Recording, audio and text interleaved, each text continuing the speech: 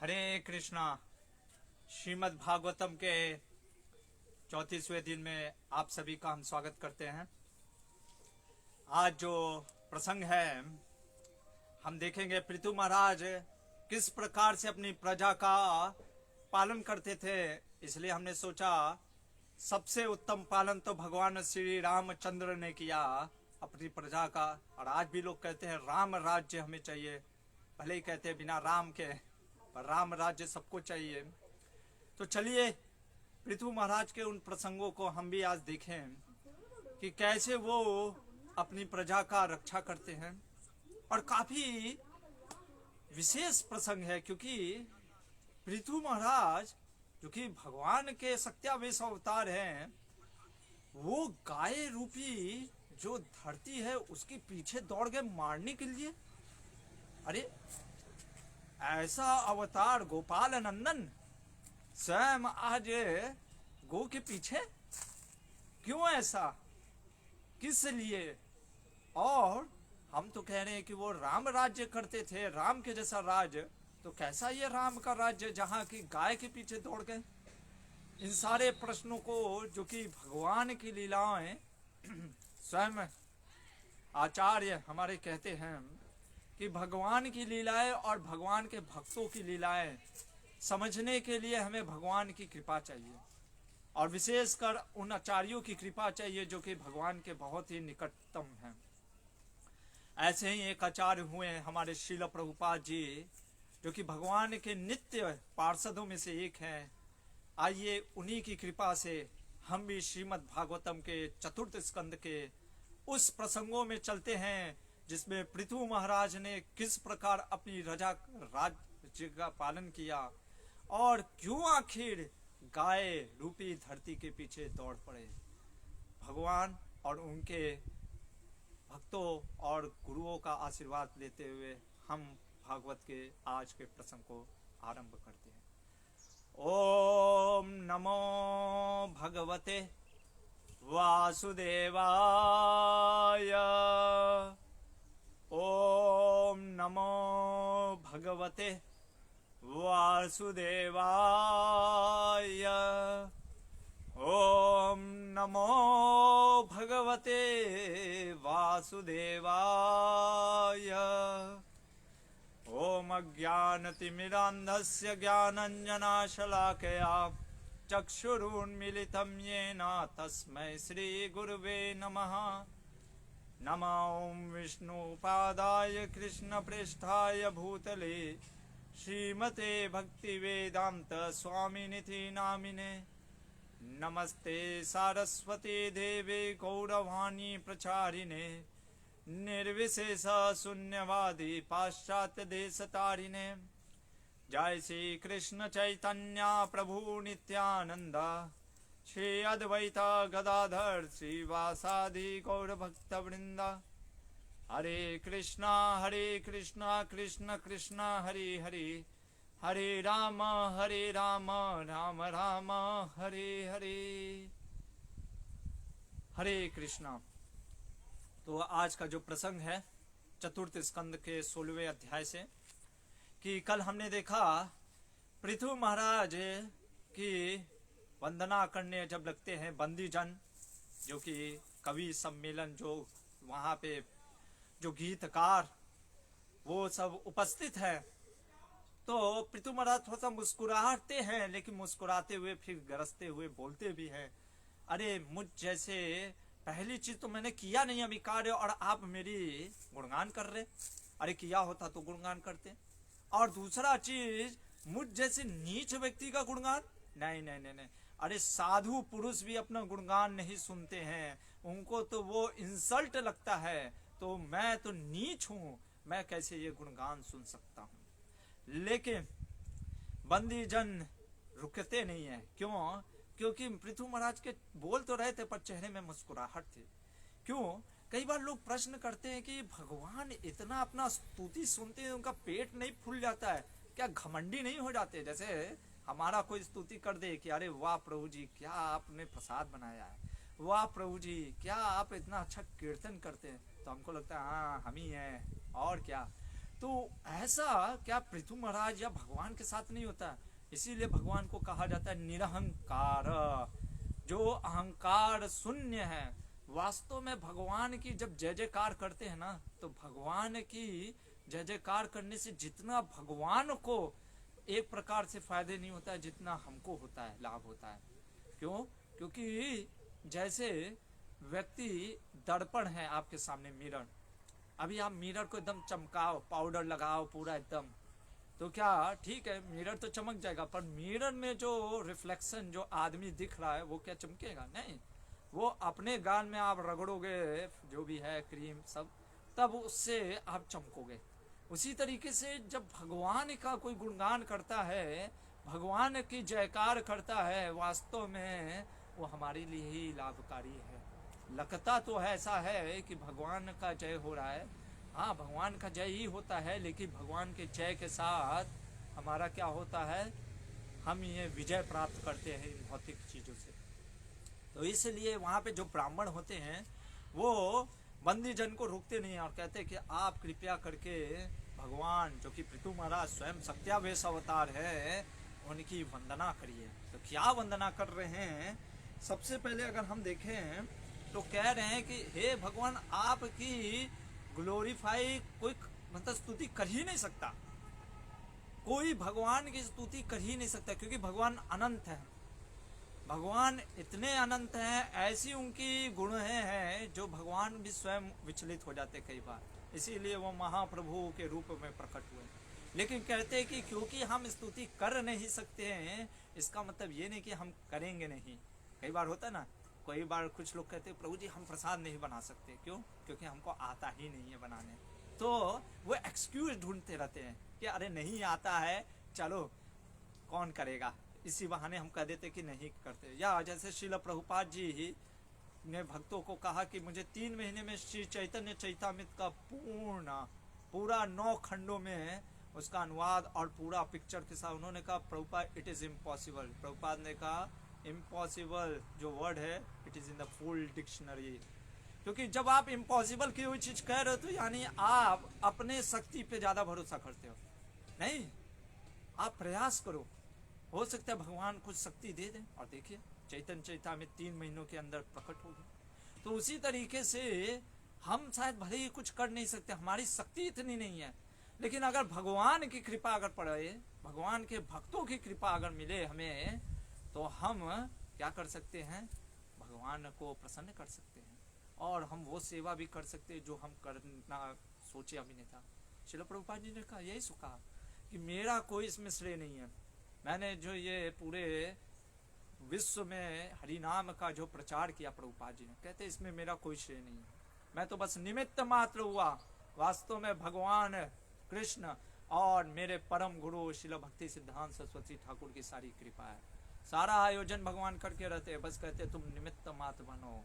इसीलिए निमित्त मात्र भव सर्वसाची, अर्जुन को भी यही कहते हैं। कई बार हम निमित्त बनने का भी प्रयास नहीं करते, इसलिए निमित्त बनिए, जैसा भी हो किसी भी प्रकार से हो करना चाहिए। तो यहाँ पे वही कह रहे हैं कि हम भले आपकी स्तुति नहीं कर सकते, लेकिन फिर भी जितना हमारे अंदर सामर्थ्य है हम करेंगे। क्यों? पहला चीज कि भगवान आपकी स्तुति करने में हमें आनंद महसूस होता है, भगवान की स्तुति करने में भक्त को आनंद आता है। और दूसरा चीज कहते हैं कि आपकी कथाओं में क्या है ना, भगवान आपकी ये जो कथाएं हैं, जो आपके ब्राह्मणों ने हमें कहा है कि स्तुति करने के लिए, कथा अमृता, अरे कथा अमृत है, अमृत के समान आपकी कथाएं हैं, इसलिए हम आपकी स्तुति करेंगे। और क्या स्तुति कर रहे हैं? कह रहे हैं सबसे पहले क्योंकि धर्म के पालक हैं भगवान पृथु, तो पृथु महाराज को कहते हैं ऐसा धर्म भृतम श्रेष्ठो, कि जो धर्म का पालन करने में आप श्रेष्ठ हैं, जो भी धर्म का पालन करते हैं उसमें आप श्रेष्ठ हैं। उसके बाद कहते हैं लोकाम धर्म में अनुवर्तयम, सिर्फ आप ही धर्म का पालन नहीं करेंगे, आप बल्कि लोगों को भी धर्म का पालन करने के लिए करते हैं। और कहते हैं गोप्ता च धर्म सेतु नाम, और आप रक्षक हैं, धर्म का रक्षा करते, जैसे भगवान आते हैं धर्म का स्थापना करते हैं फिर रक्षा करते हैं। और सष्टा तत्परिपंथी नाम, और कुछ लोग ऐसे होंगे जो कि अधर्मी होंगे, जो कि धर्म का पालन नहीं करेंगे तो आप उनको दंडित करते हैं। तो ये आप जो है एक प्रकार के धर्म के पालक हैं। इस प्रकार से उनकी स्तुति आरंभ कर रहे हैं। और क्या कहते हैं, कह रहे हैं कि वास्तव में आप जो है भगवान ना, वो सारे देवी देवताओं को और मनुष्यों को प्रसन्न करते हैं। कैसे देवी देवताओं को प्रसन्न करते हैं? जब मनुष्य क्या करेंगे, यज्ञ करेंगे। यज्ञ जब करेंगे तो क्या होंगे, देवी देवता प्रसन्न होंगे। देवी देवता जब प्रसन्न होंगे तो क्या होगा, वो बारिश सही समय पे करेंगे, अन्न होगा, सूर्य अन्न देंगे, जो सोम है वो रस देंगे।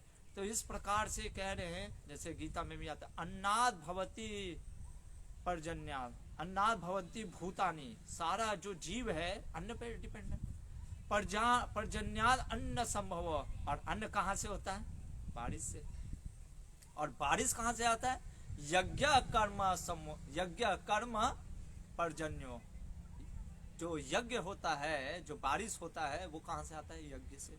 और इस कलियुग का सबसे प्रमुख यज्ञ क्या है, संकीर्तन यज्ञ। हरे कृष्णा कृष्ण कृष्ण हरे हरे, हरे राम राम राम हरे हरे।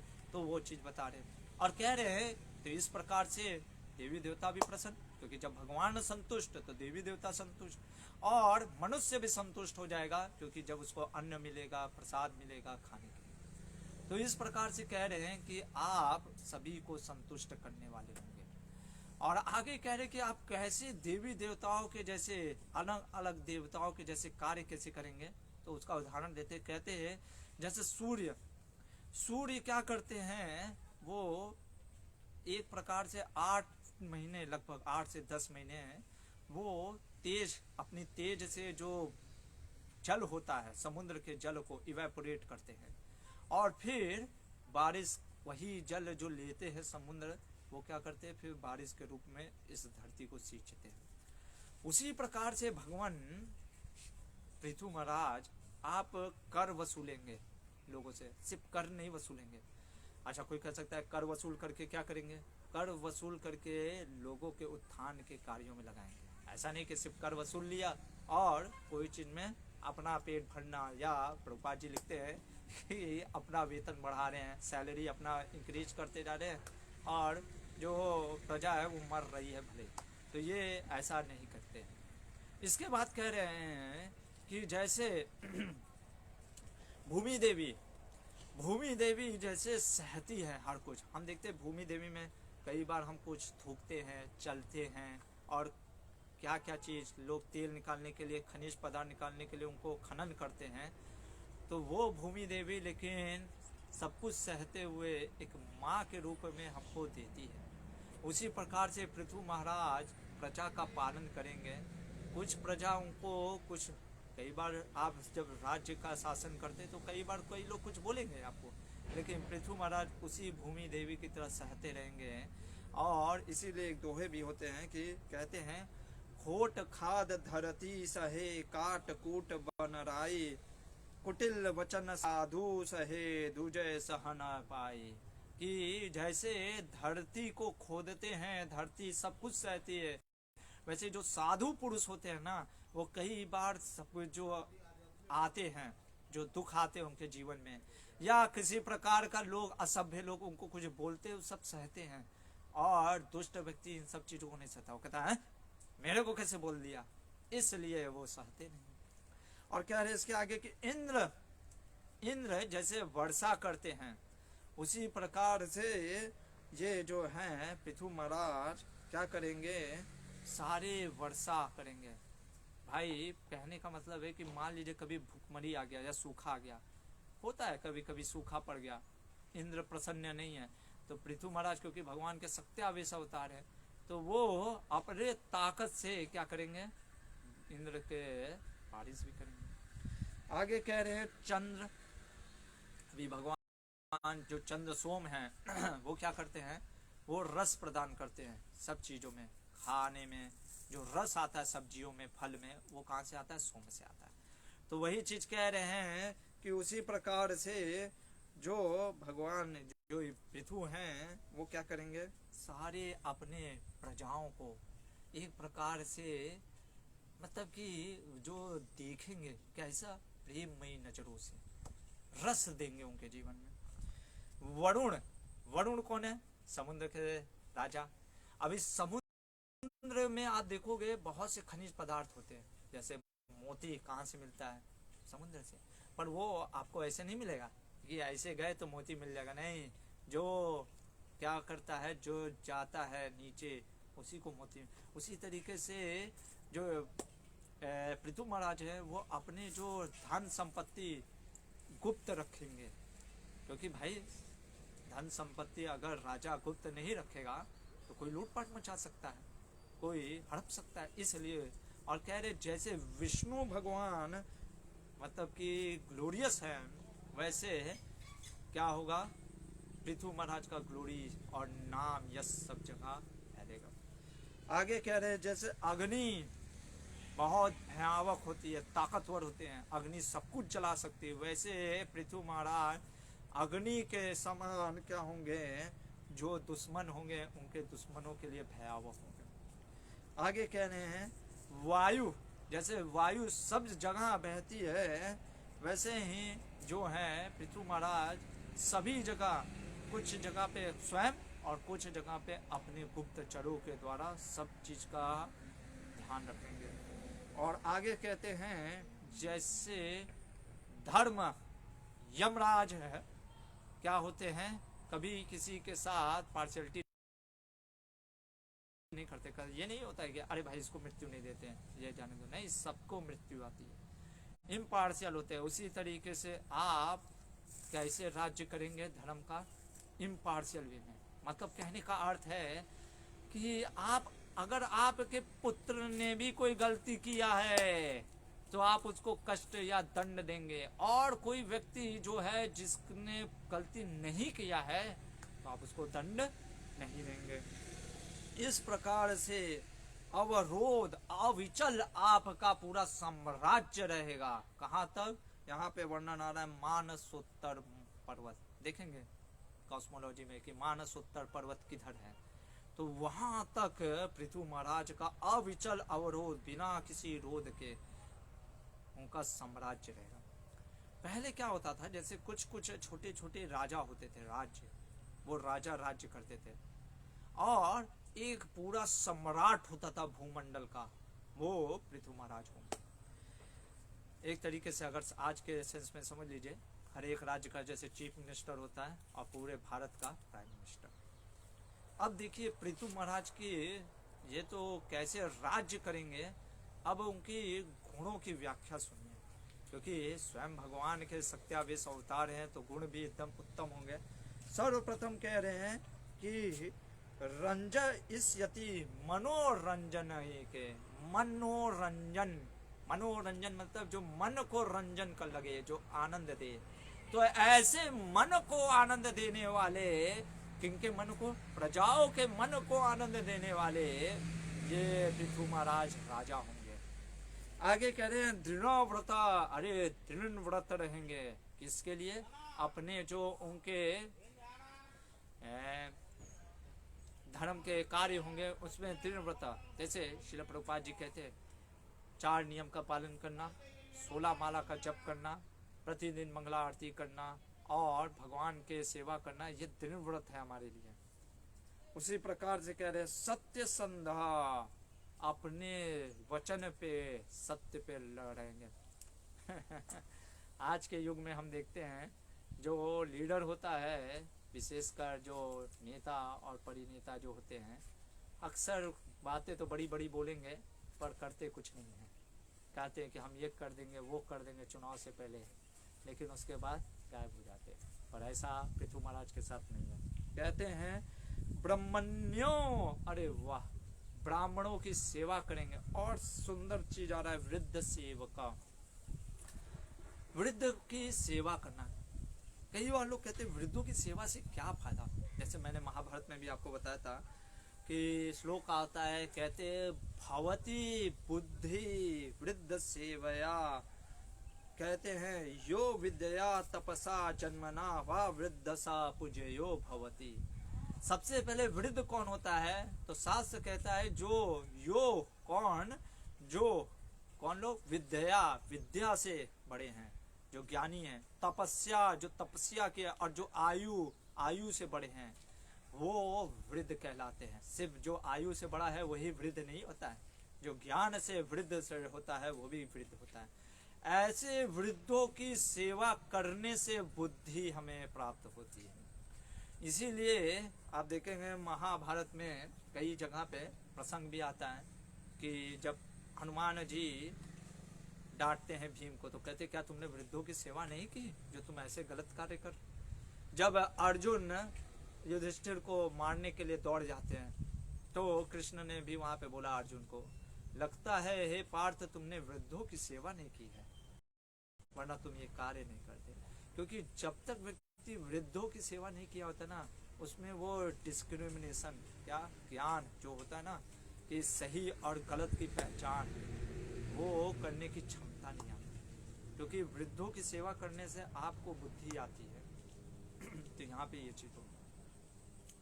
आगे कह रहे हैं कि आप दीन वत्सला, अरे दीनों के प्रति प्रेम भाव रखेंगे। इसके आगे कह रहे हैं कि मातृ भक्ति पर स्त्रीसु, कि दूसरों की स्त्रियों को माता के समान समझेंगे।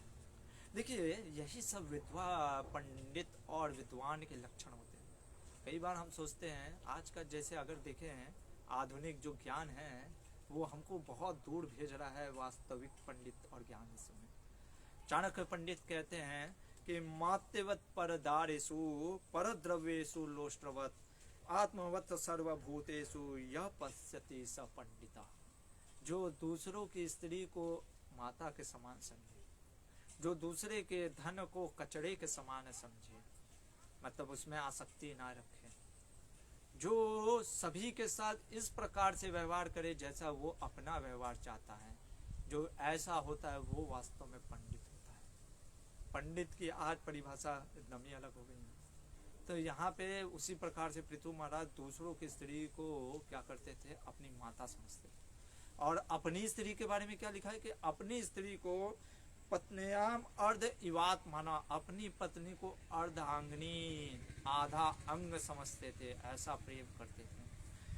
प्रजासु पितृवत्सिंह, और प्रजाओं का पालन किस प्रकार से करते थे, जैसे पिता पुत्र का पालन करता है। कह रहे हैं और किम करो ब्रह्मवादी नाम, और अपने आप को सेवक समझते थे। किनको? वैष्णव और ब्राह्मणों की सेवा में। ये नहीं कि अरे हम तो राजा हैं। देखिए भगवान भी आते हैं कई बार वैष्णव और ब्राह्मणों की सेवा करते हैं। नारद मुनि 10वें स्कंद में देखेंगे, भगवान के द्वारिका में आते हैं तो नारद मुनि की सेवा करते हैं। भगवान सुदामा की सेवा करते हैं। क्यों? क्योंकि भगवान सिखलाते हैं कि मेरा जो भक्त है ना, जो ये ब्राह्मण वैष्णव जो प्रचार में लगे हैं, ये वास्तव में बहुत प्रिय है।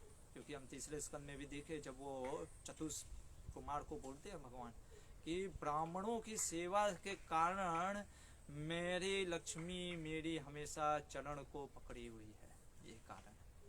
आगे कह रहे हैं कि दंड पानी असाधुसु, दंड पानी मतलब कि दंडित करेंगे किनको? असाधुओं को। और कह रहे हैं कि मुक्त संग प्रसंगोयम, और हमेशा मुक्त संग। मुक्त संग कहने का मतलब है जिसको भौतिक शक्ति आसक्ति नहीं है, वो उनका संग करना चाहिए। जैसे कि हमारे आचार्य भी कई बार बोलते हैं, साधु संग सर्वशास्त्र कहे, लवमात साधु संग सर्व सिद्धि होय। कि सब शास्त्र यही कहते हैं कि साधु का संग करना चाहिए। और क्या कह रहे हैं कि कल्यावतीर्ण, अरे आप तो क्या है? आमसी कल्यावतीर्ण सत्यावेश अवतार है। किसके? त्रिअधिसा, जो त्रिभुवन के, जो जगत के क्या है परम पुरुष, उनके आप तो सत्यावेश अवतार है। इसलिए आप अविद्या रचितम निरर्थकम पश्यन्ति, आप तो वास्तव में सभी से प्रेम करते हैं। देखिए समदृश्य भावना होना अच्छी बात है और यही हमें उत्पन्न करना है। लेकिन कई बार समदृश्य भावना की जब बात की जाती है, जैसे प्रेम सबसे करना है, तो प्रेम सबसे करना है, लेकिन व्यवहार हो सकता है अलग करेंगे। जैसे मैंने कई बार बोला कि गाय को पुचकारेंगे, शेर को नहीं पुचकारेंगे, चलो कि हाँ प्रभु जी ने कहा है समभाव, तो चलो उसको भी दुलारते, वो आपको खा जाएगा। जैसे मान लीजिए हाथ और पैर से हम भगवान की सेवा करते हैं। हाथ से क्या सेवा करते हैं? भगवान के लिए भोग बनाते हैं। पैर से क्या करते हैं? मंदिर जाते हैं। अब कोई कहे कि अरे सब भगवान की सेवा में लगा, सब एक है। हाँ एक है, एक सेंस में, क्योंकि सब भगवान की सेवा में लगा। अब कोई कहे कि सब एक है, तो चलो आज से पैर से खाना खाएंगे और हाथ से क्या करेंगे? मंदिर जाएंगे। ये होगा ऐसा नहीं। हर उसी तरीके से व्यवहारिक, तो उसी प्रकार से हमको अपने जो व्यवहारिक रूप से हर के प्रति व्यवहार करना चाहिए। हो सकता है किसी के साथ इस प्रकार से व्यवहार, लेकिन जो व्यवहार कर रहे हैं उसके पीछे जो होना चाहिए वो प्रेम की भावना होनी चाहिए। आगे कह रहे हैं कि जब पृथु महाराज इस प्रकार से वंदना कर रहे हैं, बंदीजन वहाँ पे जो गायक और सब हैं, कह रहे कि पृथु महाराज जब पूरे अपने राज्य में, साम्राज्य में रथ पे और धनुष और बाण को धारण करे हुए जब सूर्य के समान जब निकलेंगे, तो उनकी वंदना करेंगे। कौन? वो सम्राट, वो देवता की पत्नियां भी उनकी वंदना करेंगी। क्या वंदना करेंगे? कहती हैं, तो यहाँ पे अगर आप देखिए तो यानी स्त्रियां कब भगवान, ये सब होने वाला है, लेकिन स्त्रियां कब वंदना करेंगी? जब ये पृथु महाराज ने कर लिया होगा। इसलिए ये कहा जा रहा है कि करेंगे, मतलब कि जो करेंगे वो हो चुका होगा कार्य को, वो करेंगे। तो पहला क्या वंदना करेंगे? कहेंगे, कह रही हैं कि पृथु महाराज जो हैं अधिराजा, एक्स्ट्राऑर्डिनरी किंग हैं, और वो धरती को गाय के समान, जो धरती जो गाय का रूप ली होगी उसको दोहन करेंगे, दोहेंगे उसको, और जो है ये पूरी धरती को समतल बनाने का प्रयास करेंगे, या समतल करेंगे। जहाँ जहाँ पहाड़ या सब ऊंचा नीचा है, क्यों? क्योंकि जैसे इंद्र ने अपने वज्रपात से पहाड़ों के चट्टान को तोड़ते हैं, वैसे पृथु महाराज भी ये कार्य करेंगे। आगे कह रहे हैं कि, कह रही हैं स्त्रियां कि चोर उचक्के तो पृथु महाराज के नाम से भयभीत होंगे, और उनके लिए वो सिंह के समान होंगे। पृथु महाराज फिर 100 अश्वमेध यज्ञ करेंगे, पर 100वें अश्वमेध यज्ञ में इंद्र उनके घोड़े को चुराएंगे। इसके बाद पृथु महाराज चतुष कुमार से मिलेंगे, 4 कुमारों से मिलेंगे, और कह रहे हैं कि ये जो पृथु महाराज का जो ग्लोरी है वो सभी जगह फैलेगा, और जहां भी वो जाएंगे लोकशल्या, कहने का अर्थ है लोगों के जो ताप है उसको अपने तेज से दूर कर देंगे। ऐसा पृथु महाराज का कौन गुणगान कर रही हैं? करेंगी स्त्रियां करेंगी, जब पृथु महाराज भी ये कार्य करते हैं। इस प्रकार ये 16वां अध्याय समाप्त होता है। 17वें अध्याय में पृथु महाराज ने जो कार्य किया, ये देख करके बहुत आश्चर्यचकित भी हो गए। क्यों? देखते हैं क्या चीज किया ऐसा। तो सर्वप्रथम जब इस प्रकार से बंद जीवों ने और जो भी थे वहाँ पे गायकों ने, सबने प्रशंसा स्तुति की, तो पृथु महाराज ने उनको भेंट दिया। इसलिए भेंट नहीं दिया, ये नहीं सोचना चाहिए अरे वाह वंदना किए, चापलूसी किया। नहीं, चापलूसी नहीं किया। चापलूसी अलग चीज होता है। यहाँ पे जो वंदना कर रहे हैं ये भगवान का ग्लोरिफिकेशन कर रहे हैं। और पृथु महाराज क्योंकि राजा हैं और ये भी उनकी प्रजा है, तो प्रजा के वो कुछ भेंट प्रदान कर रहे हैं। सिर्फ उन्हीं को नहीं दिया, जो भी वहाँ पे उपस्थित थे, जो भी सम्मानित जन, चाहे ब्राह्मण हो, चाहे यहाँ तक कि लिखा है कि सेवक तक, मिनिस्टर हो, या सारे जो भी प्रजा थी सभी को भेंट प्रदान किया। ये था पृथु महाराज की महानता। और जब इस प्रकार से भेंट दिया तो विदुर जी के देखिए क्या फिर से विदुर जी की उत्सुकता देखिए। पहला प्रश्न पूछ रहे हैं कि धरती हर रूप ले सकती थी, क्योंकि धरती से ही हम देखते हैं कई रूप होते हैं, यही अन्न खा करके कोई पशु पक्षी जानवर और मनुष्य रूप में भी आता है, तो उसने गाय का ही रूप क्यों लिया?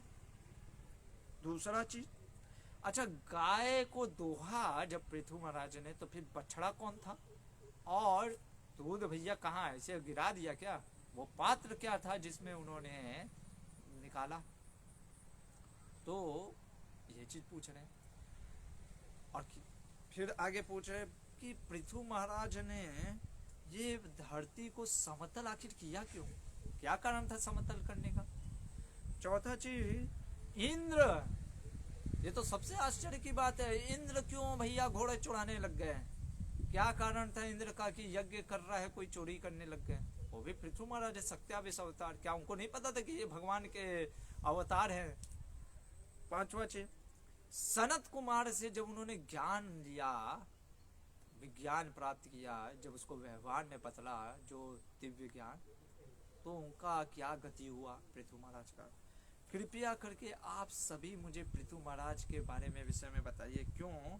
क्योंकि ये सुश्रवसा है, ये सुनने में बहुत आनंदमय है, और कह रहे हैं पुण्य है। जैसे कहते ना, शिन्वताम स्वकथा कृष्ण पुण्यम श्रवण कीर्तना हृदय स्थानी भद्रानी विधुनोति सुहिस्सता। अरे भगवान कृष्ण की जो कथा है वो पुण्य है, उनको सुनने से जो हमारे हृदय में मल होता है वो सब ले जाता है। इस प्रकार से पृथु महाराज के बारे में कृपया करके आप मुझे बताइए। जैसे ही ये प्रश्न किया, सूत गोस्वामी ने बोला सौनक आदि ऋषियों की, मैत्रेय मुनि ने विदुर की वाहवाही कही, वाह विदुर वाह, हरि बोल हरि बोल। क्यों ऐसे इतना मतलब कि तत्पर्य है सुनने का? देखिए जब सामने वाला भी इच्छुक होता है ना, अलग अलग इतने सुंदर सुंदर जब वो प्रश्न करता है, तो जो वक्ता भी होता है और खास करके जो गुरु होते हैं ना, वो भी अपने जो शिष्य को गुह्यम रहस्य ज्ञान देते हैं। क्यों देते हैं? क्योंकि देखते हैं कि सामने वाला इच्छुक है। देखिए जितनी जिसकी पात्र होगी, अगर जैसे मान लीजिए हैं आपके पास 1 लीटर का बोतल है और किसी के पास 5 लीटर का बोतल है, तो 1 लीटर के बोतल में 1 ही लीटर का पानी आएगा, और 5 लीटर के बोतल में 5 लीटर पानी आप डाल सकते हो। उसी तरीके से सामने वाला अगर इच्छुक ही नहीं है, तो वक्ता भी और जो गुरु भी होता है वो भी कहता है ठीक है, थोड़ा सा बता करके निकल जाते हैं। लेकिन जब वो वक्ता एकदम, यही तो है भागवत का। भागवत बस क्या है? श्रवणम, सुनना है। और जैसे इसमें आप देखें, सूत गोस्वामी से सौनक आदि ऋषि सुन रहे हैं, और सूत गोस्वामी वही परीक्षित, और परीक्षित सुन रहे हैं सुखदेव गोस्वामी से, और सुखदेव गोस्वामी बता रहे हैं विदुर और मैत्रेय संवाद। विदुर जी की भी उत्सुकता देखिए। तो यहाँ पे जब इस प्रकार से मैत्रेय मुनि उनके से प्रश्न किया, तो उत्तर के रूप में क्या देते हैं? कहते हैं जब पृथु महाराज इस प्रकार राज्य कर रहे होते हैं, तो फिर कुछ जो प्रजा होती है, जब उनको पता चलता है कि अब हमारे राजा पृथु हैं, आते हैं पृथु के पास कुछ अपनी वेदना को लेकर के, कि हमारी वेदना है, और उनको बतलाते हैं। क्या बतला रहे हैं? कि जैसे पेड़ के, जो पेड़ में खोट होता है, या कहने का मतलब है खोखला हो जाता है अंदर से, अगर उसमें आग लगा देते तो पेड़ जल धीरे धीरे जल करके भस्म हो जाता है। वैसे कह रहे कि हमारे पेट में जो जठरांगनी है ना, जो अग्नि जो जल रही है, कहने का भूख हमको सुखा रही है, हम भूख से मर रहे हैं, तड़प रहे हैं, इसलिए हम आपके पास आए हैं। कोई कह सकता था क्यों भाई हमारे पास है? क्योंकि पहला चीज आप शरण्यम, आप शरण देने के लायक हैं, आप शरण दे सकते हैं हमें। देखिए जिसको हम, उसी के शरण में व्यक्ति जाता है जिससे हम कुछ पा सकते हैं। जब हम ऐसे व्यक्ति के पास जाएं जो हमें शरण दे ही नहीं सकता, तो हमारा शरण देने, शरणागत होना भी बेकार है। फिर कहते हैं वृत्ति कर पति, कृपया करके आप हमको वृत्ति कर पति, अलग अलग कार्यों में लगाइए। हम भीख नहीं, ऐसे नहीं बोल रहे कि हमको बस खिलाते रहिए। देखिए प्रजा भी, राजा ही नहीं प्रजा को भी वैसा होना चाहिए। तो प्रजा ये नहीं करिए कि हम भीख ऐसे ही बिना बैठे, कई बार होते हैं ना कुछ आज का समाज बैठे करके खाना चाहती नहीं। खास करके युवा पीढ़ी मैं देखता हूँ बहुत ही कई बार ऐसा हो जाता है कि देख करके दया आता है कि वो लोग कुछ करना ही नहीं चाहते। क्यों? आजकल आ गया सब चीज़ नया, ठीक है ना, टीम इंडिया 11 बनाओ, क्या चीज़ बनाओ, इसमें पैसा लगाओ, थोड़ा शॉर्टकट, कुछ मेहनत नहीं करना चाहता। तो उसी प्रकार से प्रजा ये नहीं कहती कि हम बैठ के खाना चाहते हैं, हम भी सेवा करना चाहते हैं। कृपया करके आप हमें ये बताइए, हमें अपने में लगाइए। और कह रहे हैं आप लोकपाला हैं, आप लोकपाल हैं, तो इसलिए हम आपके शरण में आए। श्रील प्रभुपाद जी अपने तात्पर्य में बहुत सुंदर वर्णन कर रहे हैं। कह रहे हैं कई बार धर्म निरपेक्ष के नाम पे क्या होता है ना कि लोग कुछ भी कर रहे हैं, राजा धर्म निरपेक्ष के नाम पे कुछ करता नहीं, सेकुलरिज्म जो कुछ नहीं, कोई गलत कार्य भी कर रहा है, हाँ भाई धर्म निरपेक्ष है। धर्म निरपेक्ष का सही अर्थ मायने ये कह रहे हैं हर व्यक्ति को अपने अपने धर्म में लगने का अधिकार है, लेकिन धर्म कार्य करो, लेकिन ऐसा नहीं होना चाहिए कि वो कुछ कर ही नहीं रहा है, निठल्ला बैठा हुआ है, कुछ कर नहीं रहा है। और धर्म निरपेक्ष, आप धर्म का पालन कर सकते हो, आपका जो वर्णो आश्रम के धर्म के अनुसार आप अपने धर्म को पालन करो, पर आप ऐसा कुछ करो जो समाज के लिए अच्छा हो।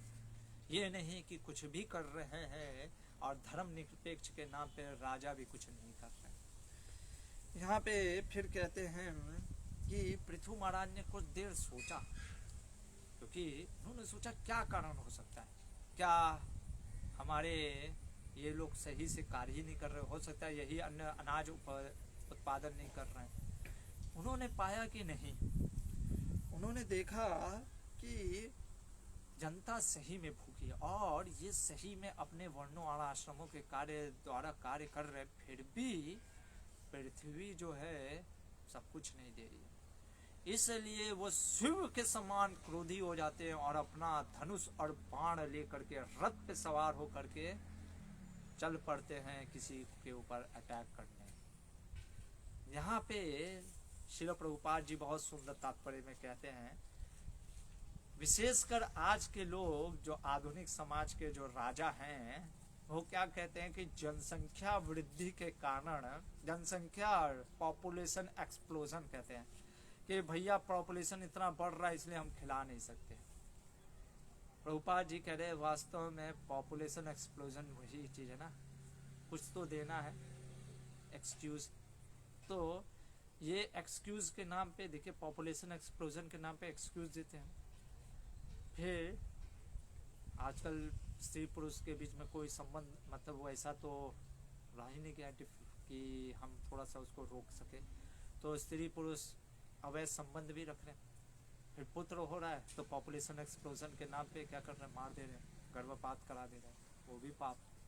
तो इस प्रकार से पाप किए जा रहे हैं और हम सोच रहे हैं कि जनसंख्या वृद्धि है। मूल कारण ये नहीं देख रहे कि व्यक्ति भगवान से विरोध करने लग गया, क्या हो गया, नास्तिक हो गया। तो यहाँ पे पृथु महाराज ने पर सही निर्णय निकाला कि क्या कारण है। उन्होंने भी नहीं कहा कि अरे जनसंख्या वृद्धि हो रही है क्या, इसलिए नहीं। उन्होंने देखा कि धरती ही, जो धरती है वो अन्न देना बंद कर दी है, जड़ी बूटियाँ ये सब चीज देना बंद कर दिया। इसलिए वो अपने धनुष और बाण को लेकर के क्या करने लग गए, वो आक्रमण करने, उनके धरती के ऊपर पीछे गए। और जब धरती ने देखा कि उसको भयभीत हो गई कि अरे पृथु महाराज जो कि सत्यावेश अवतार हैं वो पीछे आ रहे हैं। तो जैसे हिरणी शिकारी को देख करके भागने लगती है, वैसे धरती भागने लग गई। और उसने रूप क्या लिया है, देखिए गाय का रूप धारण करके भाग रही है। और पृथु महाराज फिर भी क्रोधित होकर के उसके पीछे भाग रहे हैं। सब जगह यहाँ तक कि इस भूलोक से भूवर लोक तक जहाँ कहीं भी पृथ्वी गाय का रूप बना करके भागती है, पृथु महाराज उसके पीछे भाग रहे हैं उसको मारने के लिए। और गाय का ही रूप क्यों नहीं, आगे वर्णन आएगा कि क्यों आखिर धरती माँ ने, पृथ्वी ने गाय का रूप लिया। तो कहते हैं कि जब पृथ्वी ने देखा कि अरे, धरती ने देखा कि नहीं हो सकता भाई, ये तो सत्यावेश अवतार है, इनसे मैं बच नहीं सकती, उसने सोचा अब इनका शरण लेना ही ज्यादा अच्छा होगा, और वो पीछे मुड़ करके शरण में गिरती है। धर्मात्मा व्यक्ति कभी भी स्त्री के ऊपर हत्या नहीं करता, मतलब कि आक्रमण नहीं करता।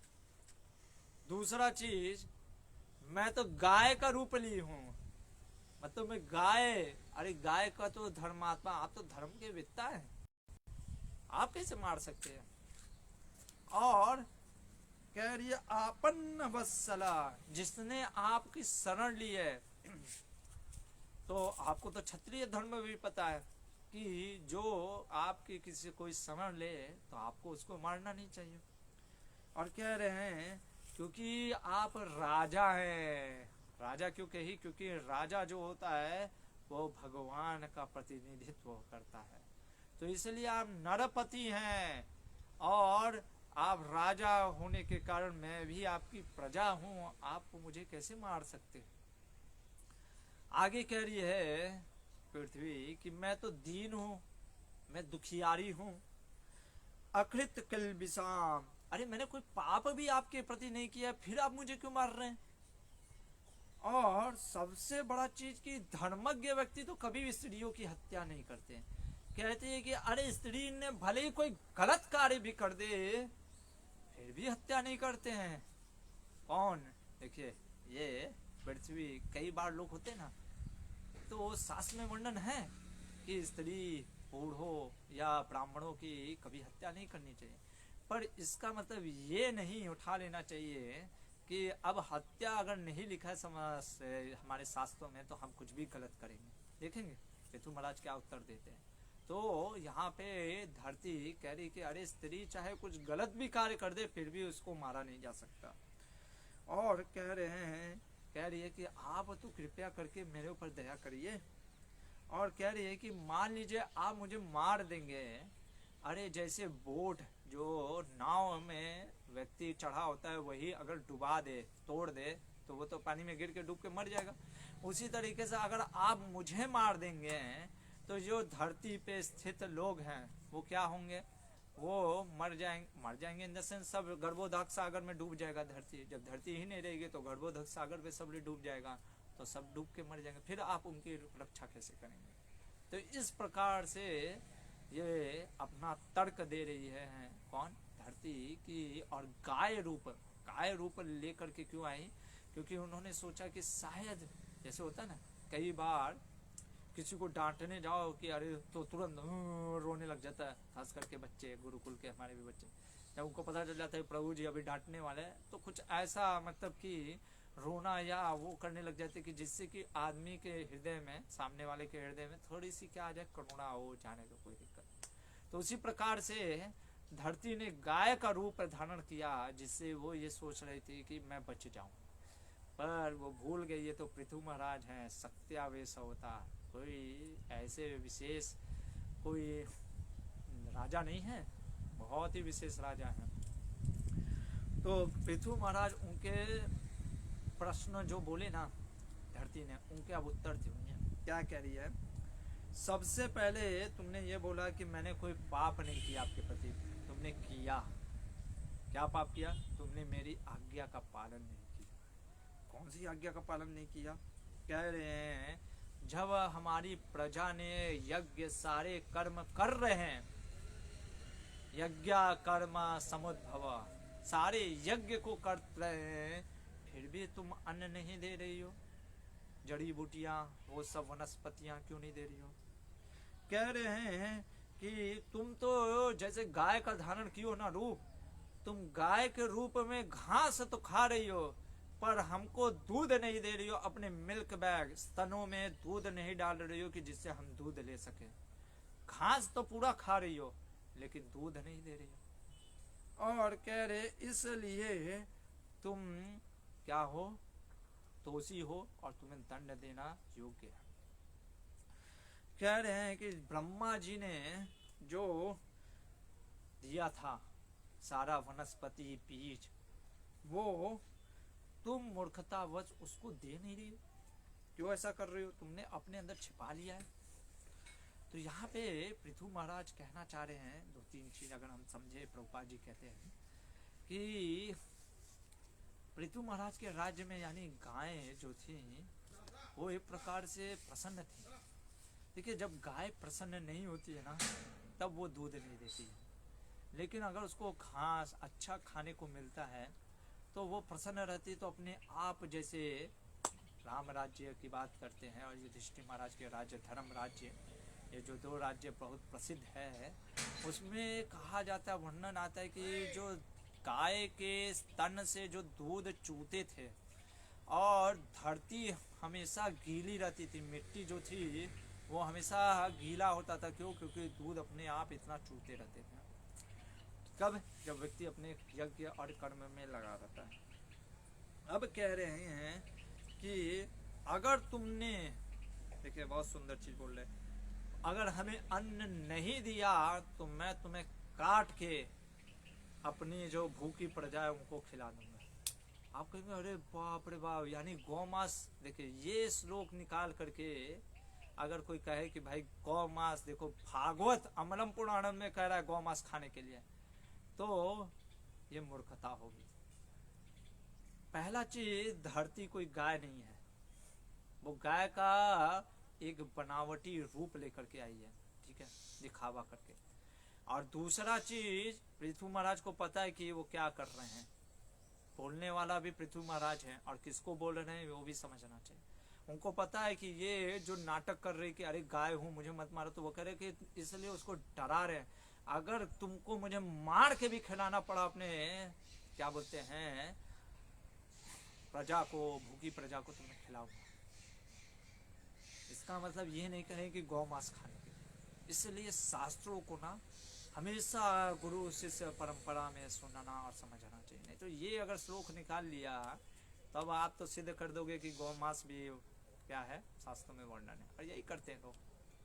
आगे कह रहे हैं कि तुमने जो बोला ना कि स्त्रियों को नहीं मारना चाहिए, हाँ मैंने भी सुना है स्त्रियों को नहीं मारना चाहिए, पर सुनो किन स्त्रियों को नहीं मारना चाहिए और किनको मारना चाहिए, किनको मार सकते। कह रहे हैं निरनुक्रोशा, पहला जो मर्सीलेस, जो खुद इतना अत्याचारी है। मान लीजिए कोई व्यक्ति आतंकवादी है और वो निरपराध व्यक्तियों को मारे जा रहा है, और उस समय अगर आप मारते हुए हैं उस व्यक्ति को तो सरकार भी आपको कुछ कहती नहीं है। भली बात अलग है आज की सरकार कुछ भी कह दे है, लेकिन वो शास्त्रों में उसका गलत नहीं है। उसी तरीके से कह रहे जो निरंकुश हो, जो भले स्त्रियां ब्राह्मण कोई भी हो, निरंकुश हो, जो एक प्रकार से क्रोधी हो गए, और कह रहे हैं आत्म संभावना, जो सिर्फ अपने लिए सोचता है पेट के लिए और अपराध करता है और दूसरों को मारता है, दुख देता है, उसको मारा जा सकता है कि वो आतताई है। और आतताई की हत्या शास्त्रों में वर्णन है। तो इसलिए चाहे तुम स्त्री हो लेकिन फिर भी तुम आतताई हो। और कह रहे हैं इसलिए तुम्हारा जो हत्या है वो वास्तव में हत्या नहीं है, वो वध है। और कह रहे हैं कि रही बात जो तुमने कहा ना कि अरे सारे लोग डूब जाएंगे फिर कैसे धारण करेंगे, तो कह रहे हैं पृथु महाराज उसकी चिंता मत करो। जैसे सरसों का दाना को क्या मतलब कि कोई उठा सकता है, उसी तरीके से मैं तुम्हारे ये जो तुमने बाह्य रूप गाय का रूप धारण किया ना, तुम्हारे सारे टुकड़े टुकड़े करके मैं अपनी प्रजा को बांट दूंगा, और घबराओ नहीं, तुम मर भी गए, मैं अपने तेज से पूरी ये प्रजा को धारण करूंगा। सत्यावेश अवतार है, कोई मामूली भगवान के स्वयं है, त्रिभुवन है। ये देख करके वो तो सोची थी कि गाय की कुछ ऐसा बहाना करूंगी, जैसे कई बार लोग होते ना कि थोड़ा सा कुछ अत्याचार करते हैं तो गरज के बोलते हैं, सोचते कि सामने वाला डर जाएगा, पर जब देखे कि सामने वाला और भयावक है, तब गाय रूपी जो धरती थी उसने क्या किया, उसने अब सोचा कि भैया प्रार्थना करना पड़ेगा। क्या प्रार्थना कर रही है, कह रही है पृथु महाराज को हाथ जोड़ के कांपते हुए, वो सबसे पहले अब बताना चाह रही है कि मैं भी आपकी प्रजा हूँ, और कैसे विश्व रूप जो आपका विराट रूप में मेरा स्थान कहाँ आता है। सर्वप्रथम कह रही है कि भगवान आपको मेरा प्रणाम है। अरे आप तो स्पिरिचुअल, आपका जो रूप है, विग्रह है, वो तो आध्यात्मिक है, आध्यात्मिक है। आगे कह रही है कि आप गुणात्मने, आप वास्तव में स्वरूप अनुभव, अपने स्वरूप में स्थित रहते हैं, और निर्धुत विभ्रमोमय, लगता है कि आप भ्रमित होते हैं, लेकिन आप वास्तव में कभी भ्रमित होते ही नहीं हैं, और एक प्रकार से आप गुणों से परे हैं। तो पृथु महाराज कह सकते थे, इसका मतलब तुम कहना चाहती हो कि मैं तुमसे डिटैच हूं, यहाँ से निवृत्त हूं, तो इसलिए मैं तुम्हें मार सकता हूं। तो कहते हैं, वो कहते हैं कि भगवान आप तो सौराठ हैं, और आप ही क्या करते हैं, सारे जीवों की उत्पत्ति आपसे होती है, और आप ही क्या करते हैं, लोगों का नाश करते हैं। लेकिन क्योंकि मैं भी आपकी उत्पत्ति हूँ, जैसे कोई व्यक्ति खुद से पौधा लगाता है तो उसको कभी उखाड़ता नहीं है, अरे मैं तो आप ही के द्वारा उत्पत्ति की गई हूँ, आप ही ने मुझे उत्पत्ति किया, और सारी प्रजा जो जो जीव आत्मा है उनको यहाँ पे रहने का मौका दिया। तो भगवान कह सकते थे, तो आज मैं मारने के लिए मैं ही करता हूँ, और मैं ही संहार करता हूँ, तो आज मैं तुम्हारा संहार करना चाहता हूँ। तब गाय रूपी पृथ्वी कहती, नहीं भगवान, अभी आप पालन करने आए, कृपया करके आप ऐसा मत करिए, और कह रहे हैं कि आप कृपया करके हमें मारिए नहीं। तो पृथु महाराज कह सकते थे, यानी मैं अधर्मी हूँ, आपका कहने का मतलब कि मैं जो आपको मार रहा हूँ। कहते नहीं, अरे आप अधर्मी कैसे हो सकते, अरे आपके कार्य को समझ पाना बहुत मुश्किल है, सब कोई अकृतात्मा भी सब माया से प्रभावित होने के कारण आपके क्रिया को नहीं समझ पाते हैं। यहाँ तक कि ब्रह्मा जी भी जो ये सृष्टि के क्रिया किए हैं वो भी आपको नहीं समझ सकते। और कहते हैं कि मैं सर्वप्रथम आपको प्रणाम करती हूँ, क्योंकि आप अपने विभिन्न विभिन्न शक्तियों के द्वारा सृष्टि के कार्य को करते हैं, पालन करते हैं और संहार करते हैं। और क्या अब याद दिलाती है कि भगवान आप ही थे जो वराह के रूप में आए थे। याद करिए किस प्रकार आपने गर्भोदक सागर से मुझे तारा था, आपके संग का प्राप्त करके आपने उस समय मुझे तारण किया था, और आज आप मेरा संहार करना चाहते हैं। एक प्रकार से कह रही है कि अरे उस समय आप ही ने मुझे अपनी तारण करते हुए स्पर्श किया, मुझे अपनी पत्नी के रूप में धारण किया था, आज वही आप वो आपके गर्भ आपने जब संग किया तो ये जो प्रजा है ये वो क्या बोलते हैं आज यहाँ पे राज्य कर रहे ये प्रजा है, और आज आप मुझे मारना चाह रहे हैं। कह रही है कि एक प्रकार से धरती कहना चाह रही है कि देखिए जैसे घर में होता है कई बार पुरुष और माँ, स्त्री और उसके बच्चे, तो कई बार जो माँ होती है बच्चों को सबक सिखाने के लिए कुछ दंड देती है। तो धरती कह रही है कि मैं अपने जो ये प्रजा है जो मेरी ही संतान है उनको सबक सिखाने के लिए मैंने ये सब रख दिया अंदर, पर आप ये ना समझ करके आप मुझे ही दंडित करने पे हैं।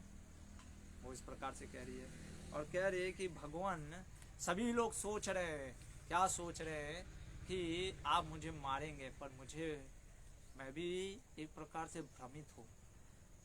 वर्णन आ रहा है कि अरे भगवान के भक्तों की महिमा को समझ पाना मुश्किल है, तो भगवान का कार्य को समझना कितना मुश्किल है। इसीलिए प्रभु रामचंद्र ने जब सीता माँ को वनवास से क्या फिर वन की तरफ भेज दिया, लोग आज भी भ्रमित रहते हैं कि क्यों ऐसा हुआ, और वो उसका उत्तर आपको रामायण में मिलेगा, हमारे प्रभु जी देंगे।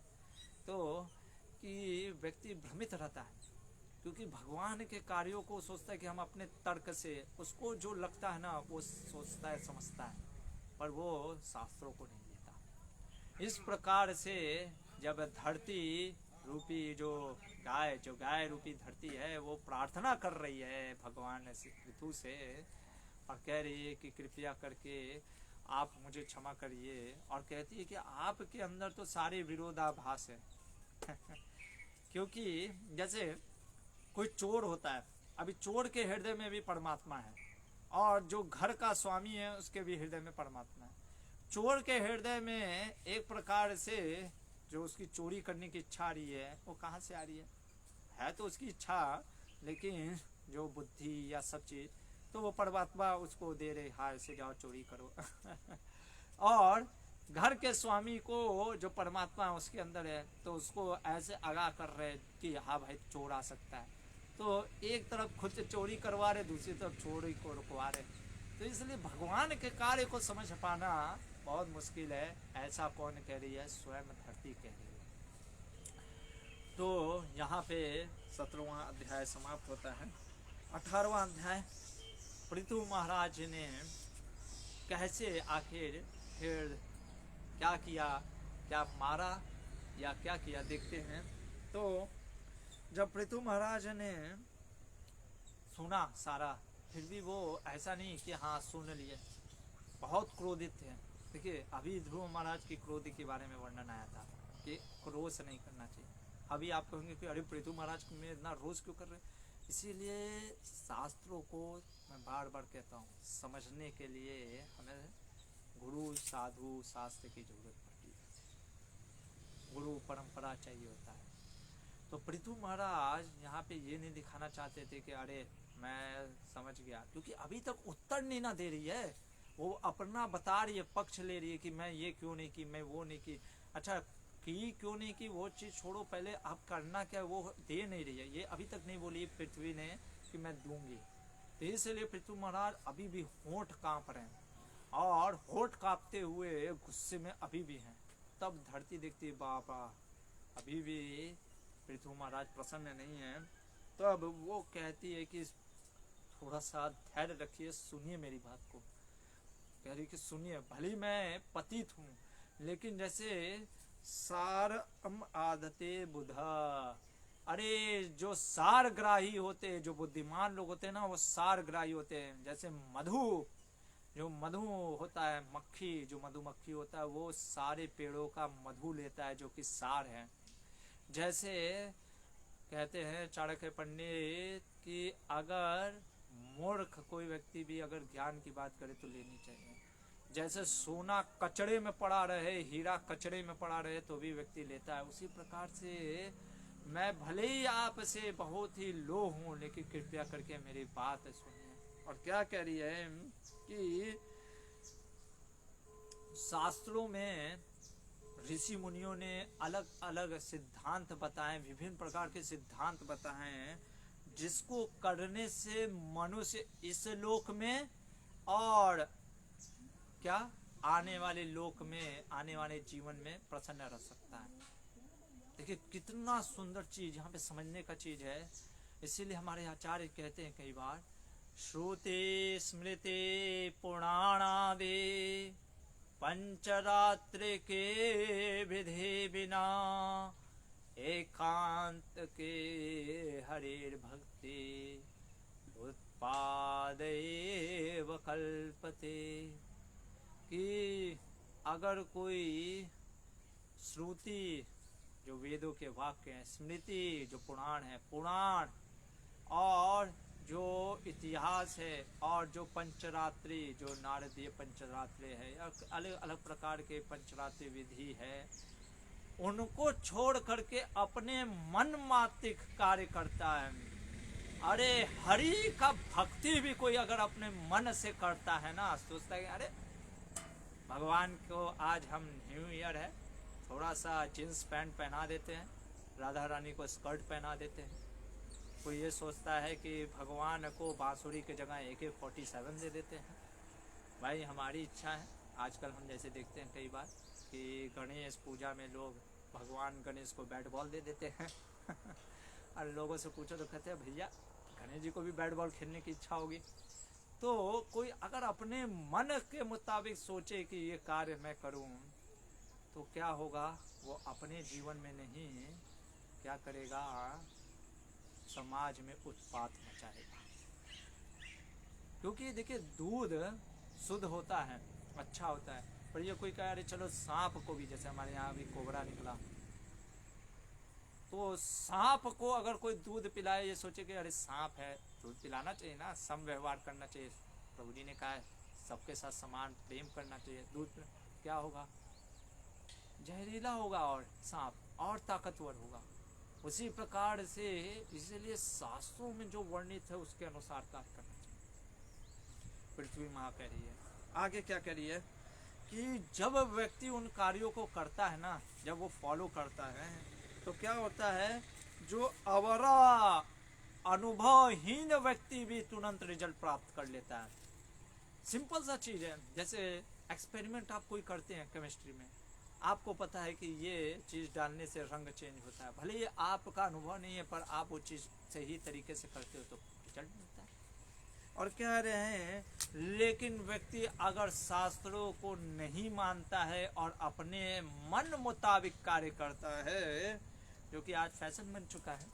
आज तो धर्म शास्त्र और ऐसे आचार्यों को गाली देना तो फैशन है। जो जितना शास्त्रों को गाली देता है वो इतना महान आज कहा जाता है। अगर आप रामकृष्ण के बारे में जानते तो कहते अरे कितना पुराना जमाना का आदमी है, कहाँ से आ गया, प्रिमिटिव लोग कहते हैं उसको। तो कह रहे कि ऐसे मूर्ख लोग जब अपने अनुसार कार्य करते हैं ना, कभी जीवन में सुखी नहीं रहते। वो भले क्षणिक भर में सुख मिलता है, इसीलिए आज लोग कई बार त्राही करते हैं। फिर कोविड, कोरोना, ये सब अलग अलग प्रकार के ओमिक्रॉन, आमिर खान, क्या क्या चीज़ तो चलता रहता है, अलग अलग वायरस आते रहते हैं।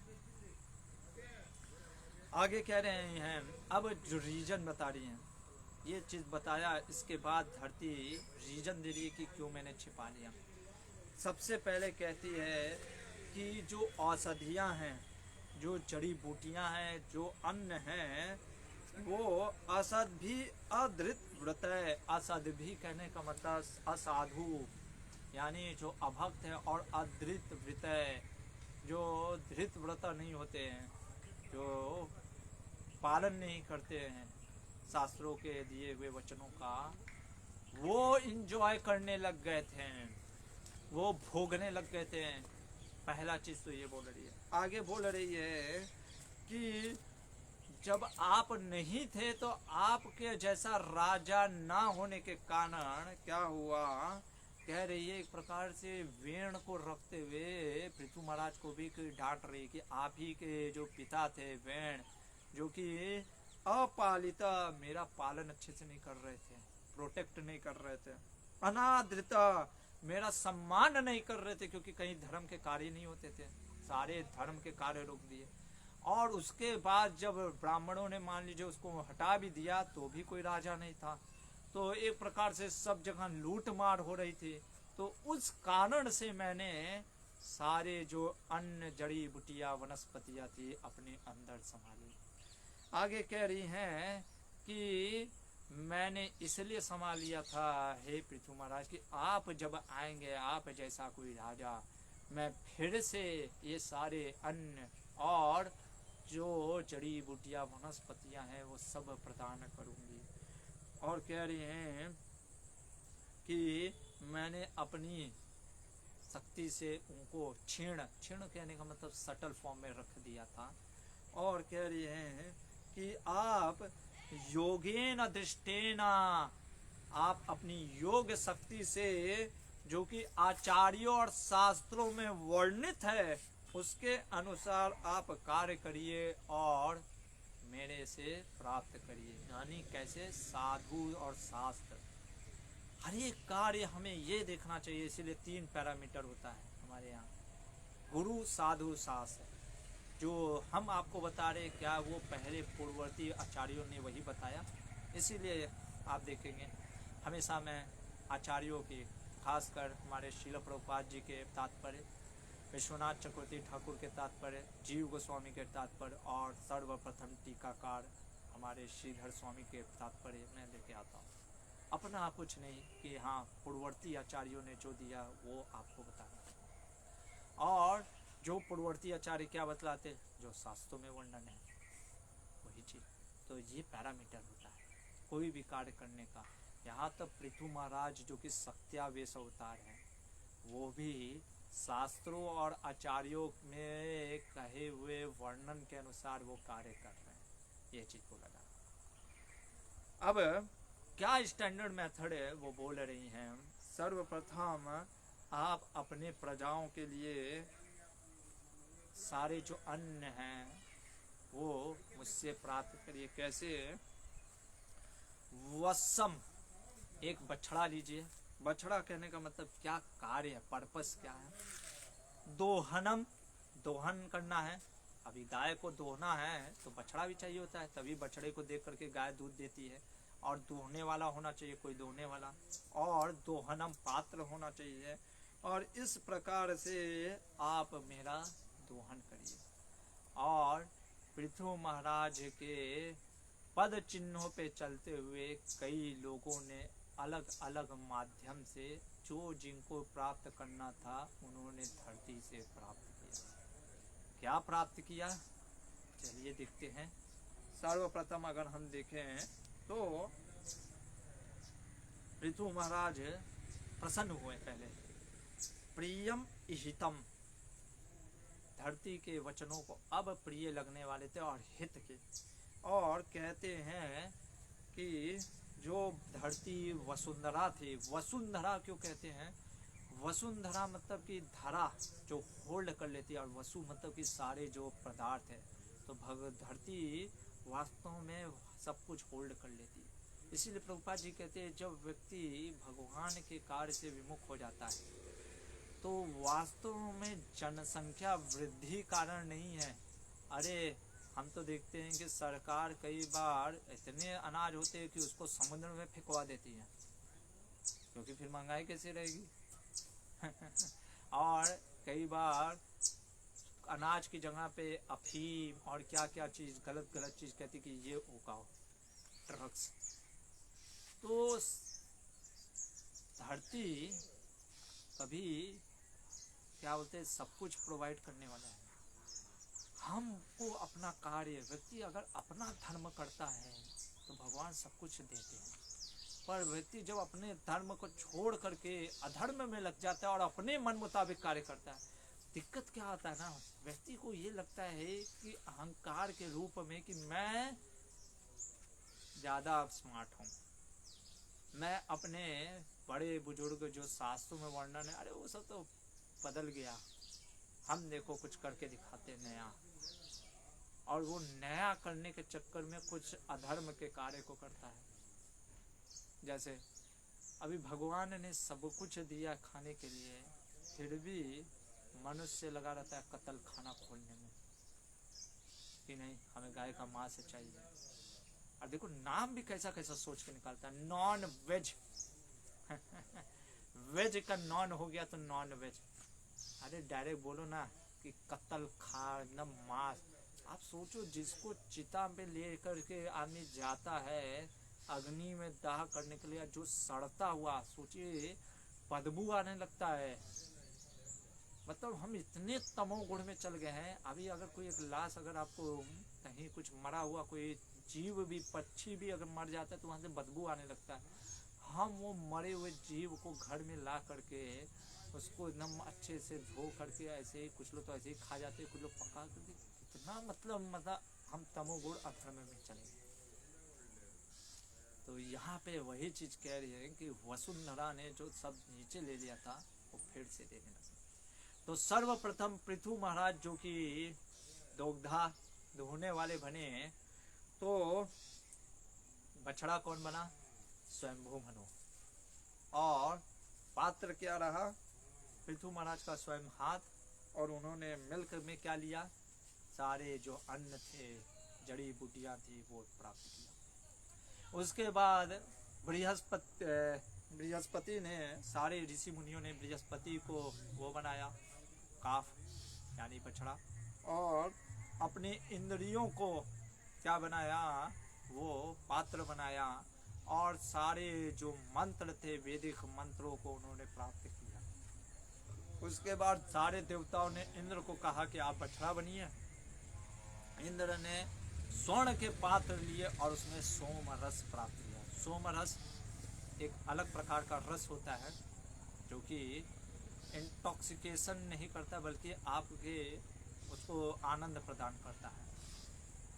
दैत्यों ने प्रहलाद महाराज को, क्योंकि प्रहलाद महाराज उनके दैत्यों के राजा प्रहलाद, तो उन्होंने प्रहलाद को बछड़ा बनाया। और जो लोहे का पात्र में क्या, वो शराब और मदिरा को निकाल करके, क्योंकि उसी में उनको आनंद आता है, किनको? असुरों को। फिर गंधर्वों और अप्सराओं ने क्या किया? विश्व वसु को बछड़ा बनाया और कमल के पुष्प को वो लिया, क्या बनाया? पात्र। और उसमें संगीत और नृत्य को लिया और सौंदर्यता को। पितरों ने क्या किया? अर्यमा को वो बनाया बछड़ा। मिट्टी के बर्तन में वो पात्र लिया और कव्य करके, जो कि भोग लगाते हैं, फूड ऑफर करते पितरों को, वो प्राप्त किया। सिद्धस और विद्याधरों ने, सिद्धियों ने, विद्याधरों ने कपिल भगवान को अपना वो बनाया पात्र, बछड़ा। और आकाश को वो बनाया पात्र। और उन्होंने जो सिद्धि है और उड़ने की विद्या वो प्राप्त की। इस प्रकार से यक्षों, राक्षसों और भूत पिशाचों ने भी शिव को अपना वो बछड़ा बनाया। पात्र लिया खोपड़ी और उसमें क्या लिया? खून। भूत पिशाच वही पीते हैं। फिर जो सांप इत्यादि है, उन्होंने तक्षक को अपना वो बनाया पात्र बछड़ा। और सांपों ने अपने मुख को वो बनाया पात्र और ले लिया जहर। फिर गायों ने नंदी, गाय इत्यादि बैलों ने नंदी को अपना वो बनाया बछड़ा। जंगल लिया और घास लिया। और इस प्रकार से पेड़ों ने बरगद को बनाया, पर्वतों ने हिमालय को बनाया, और सभी ने जड़ी बूटियां या खनिज पदार्थ प्राप्त किए। इस प्रकार से पृथ्वी माँ ने सबको सब कुछ प्रदान किया। और ये देख कर जो पृथु महाराज थे वो बहुत संतुष्ट हुए। और उन्होंने अपने इस संतुष्टि के देखा, संतुष्ट होने के बाद उन्होंने सोचा कि क्या मैं इसको अपनी पुत्री समझूं, माता समझूं या पत्नी समझूं। देखिए, पत्नी नहीं समझ सकते थे क्योंकि उसी धरती से उन्होंने ये सब कुछ प्राप्त किया। माँ भी नहीं समझ सकते थे क्योंकि माँ कैसे, क्योंकि पीछे दौड़े थे मारने के लिए, तो माँ को थोड़ी ना। इसलिए उन्होंने सोचा कि पालन किया मैंने इसका, तो पुत्री के रूप में, दुहित्री के रूप में उसको स्वीकार किया पृथ्वी को। और फिर जो धरती ने कहा था कि, पृथ्वी ने कहा था कि आप धरती को फ्लैट कर दीजिए। क्यों? क्योंकि जिससे क्या होगा, जब बारिश होगा ना, तो क्या होगा, बारिश का पानी सब जगह बहते हुए सारे जगह पे जाएगा और वो धरती को क्या करेगा, एक प्रकार से फर्टिलाइज करेगा, फर्टाइल करेगा।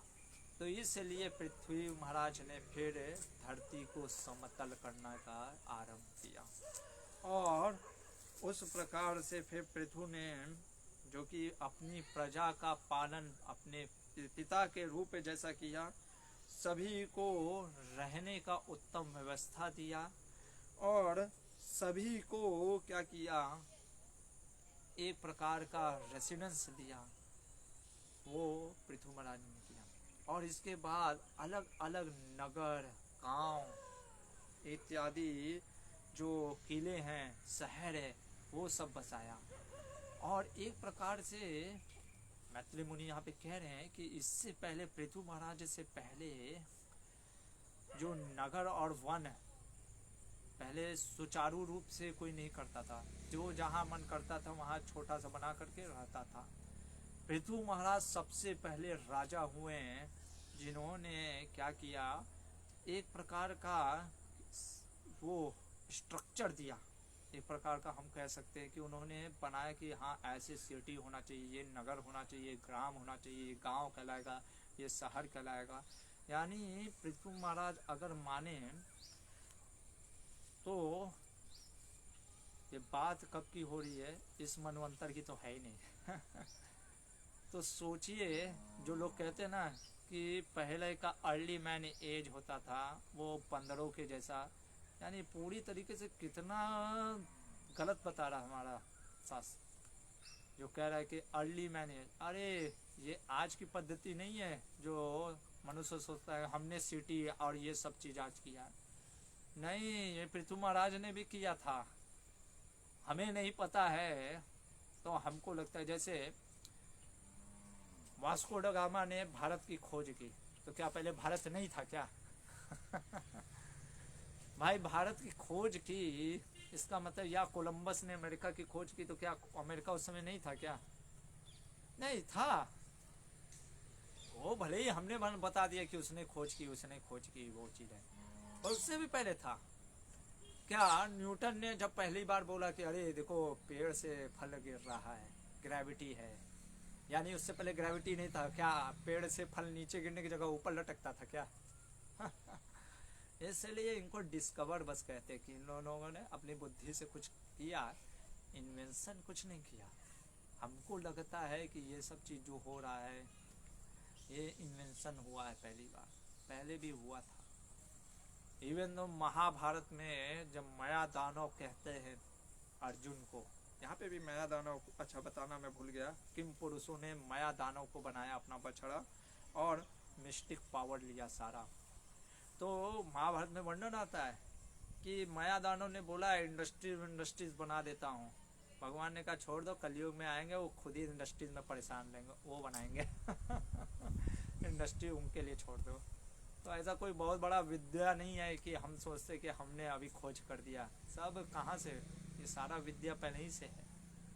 तो यहाँ पे हम देखते हैं पृथु महाराज ने एक प्रकार से सारा सुव्यवस्था किया और सारे लोगों में क्या हुआ, क्योंकि पृथु महाराज से पहले क्या था ना, किसी प्रकार का भय नहीं था। जैसे सतयुग की हम बात करते हैं तो सतयुग में मुख्यतः लोग क्या थे, पवित्र आत्माएं होती थी। 100 में से एक ही, अब भौतिक जगत है यहाँ पे तो दुष्ट व्यक्ति तो रहेंगे, तो 100 में से 10 रहते थे दुष्ट। अभी क्या हो गया है, 10 अच्छे हैं और 100 बेईमान हैं, इस प्रकार से। और ऐसे ऐसे अभी तो बेईमान निकलने लग गए। क्यों निकलने लग गए, चलिए देखते हैं कहाँ से ये बेईमानी की शुरुआत हुई। तो यहाँ पे 18वां अध्याय समाप्त होता है। 19वां अध्याय पृथु महाराज विशेष प्रसंग है। पृथु महाराज ने सोचा अब यज्ञ करना चाहिए। जैसे देखिए पहले के राजा इत्यादि ये यज्ञ कभी करते थे, जैसे अभी संकीर्तन यज्ञ, अभी के राजा तो कुछ करते ही नहीं। तो पहले के राजा यज्ञ क्यों करते थे, भगवान की प्रसन्नता के लिए। प्रसन्न होते हैं तो भगवान प्रसन्न होते हैं, तो इसलिए यहाँ पे पृथु महाराज यज्ञ करने के लिए बैठते हैं। कहाँ, सरस्वती नदी के किनारे ब्रह्मावर्त करके जो राज्य है, जो मनु का राज्य था ब्रह्मावर्त, वो राज्य में अश्वमेध यज्ञ कर रहे होते हैं। अभी अश्वमेध यज्ञ जो कि कलयुग में वर्जित है, पहले के जो ऋषि मुनि होते थे अश्व का वध क्यों करते थे यज्ञों में? क्योंकि जो बूढ़े अश्व होते थे, जो घोड़े होते थे, जब उनका वध करने से क्या होता था, उनको एक नया शरीर प्राप्त होता था। तो ये विद्या थी, अभी वो विद्या नहीं है, इसलिए शास्त्रों ने वर्जित किया है कि अश्वमेध यज्ञ करना। तो जब 100 अश्वमेध यज्ञ के लिए पृथु महाराज बैठते, इधर इंद्र से रहा नहीं गया। इंद्र जो कि सतक्रतु है, सतक्रतु कहने का मतलब जिसने स्वयं 100 अश्वमेध यज्ञ किए हैं, उसको थोड़ी दिया। देखिए ये भागवत है। अन्य शास्त्रों पुराणों में इंद्र की व्याख्या की जाती है महान, और वास्तव में इंद्र महान है भी, देवी देवताओं में महान है भी। लेकिन जब भागवत पुराण जैसा, क्योंकि ये अलग अलग मनवंतरों में चल रहा है, हर एक मनवंतर में आपको जैसे मैंने बताया भी, हर एक मनवंतर में इंद्र का पोजीशन चेंज हो जाता है, सप्तऋषि चेंज हो जाते हैं, मनु चेंज हो जाते हैं। तो हर एक मनवंतर में जो इंद्र होते हैं वो जरूरी नहीं है कि वही इंद्र हों। तो ऐसा ही मत सोचिएगा कि जो स्वयंभू मनु में जो इंद्र थे, कौन थे? यज्ञ, जो कि स्वयं भगवान थे, वही इंद्र नहीं है, तो कोई दूसरे इंद्र होंगे। जैसे अभी के जो इंद्र हैं वो पुरंदर हैं।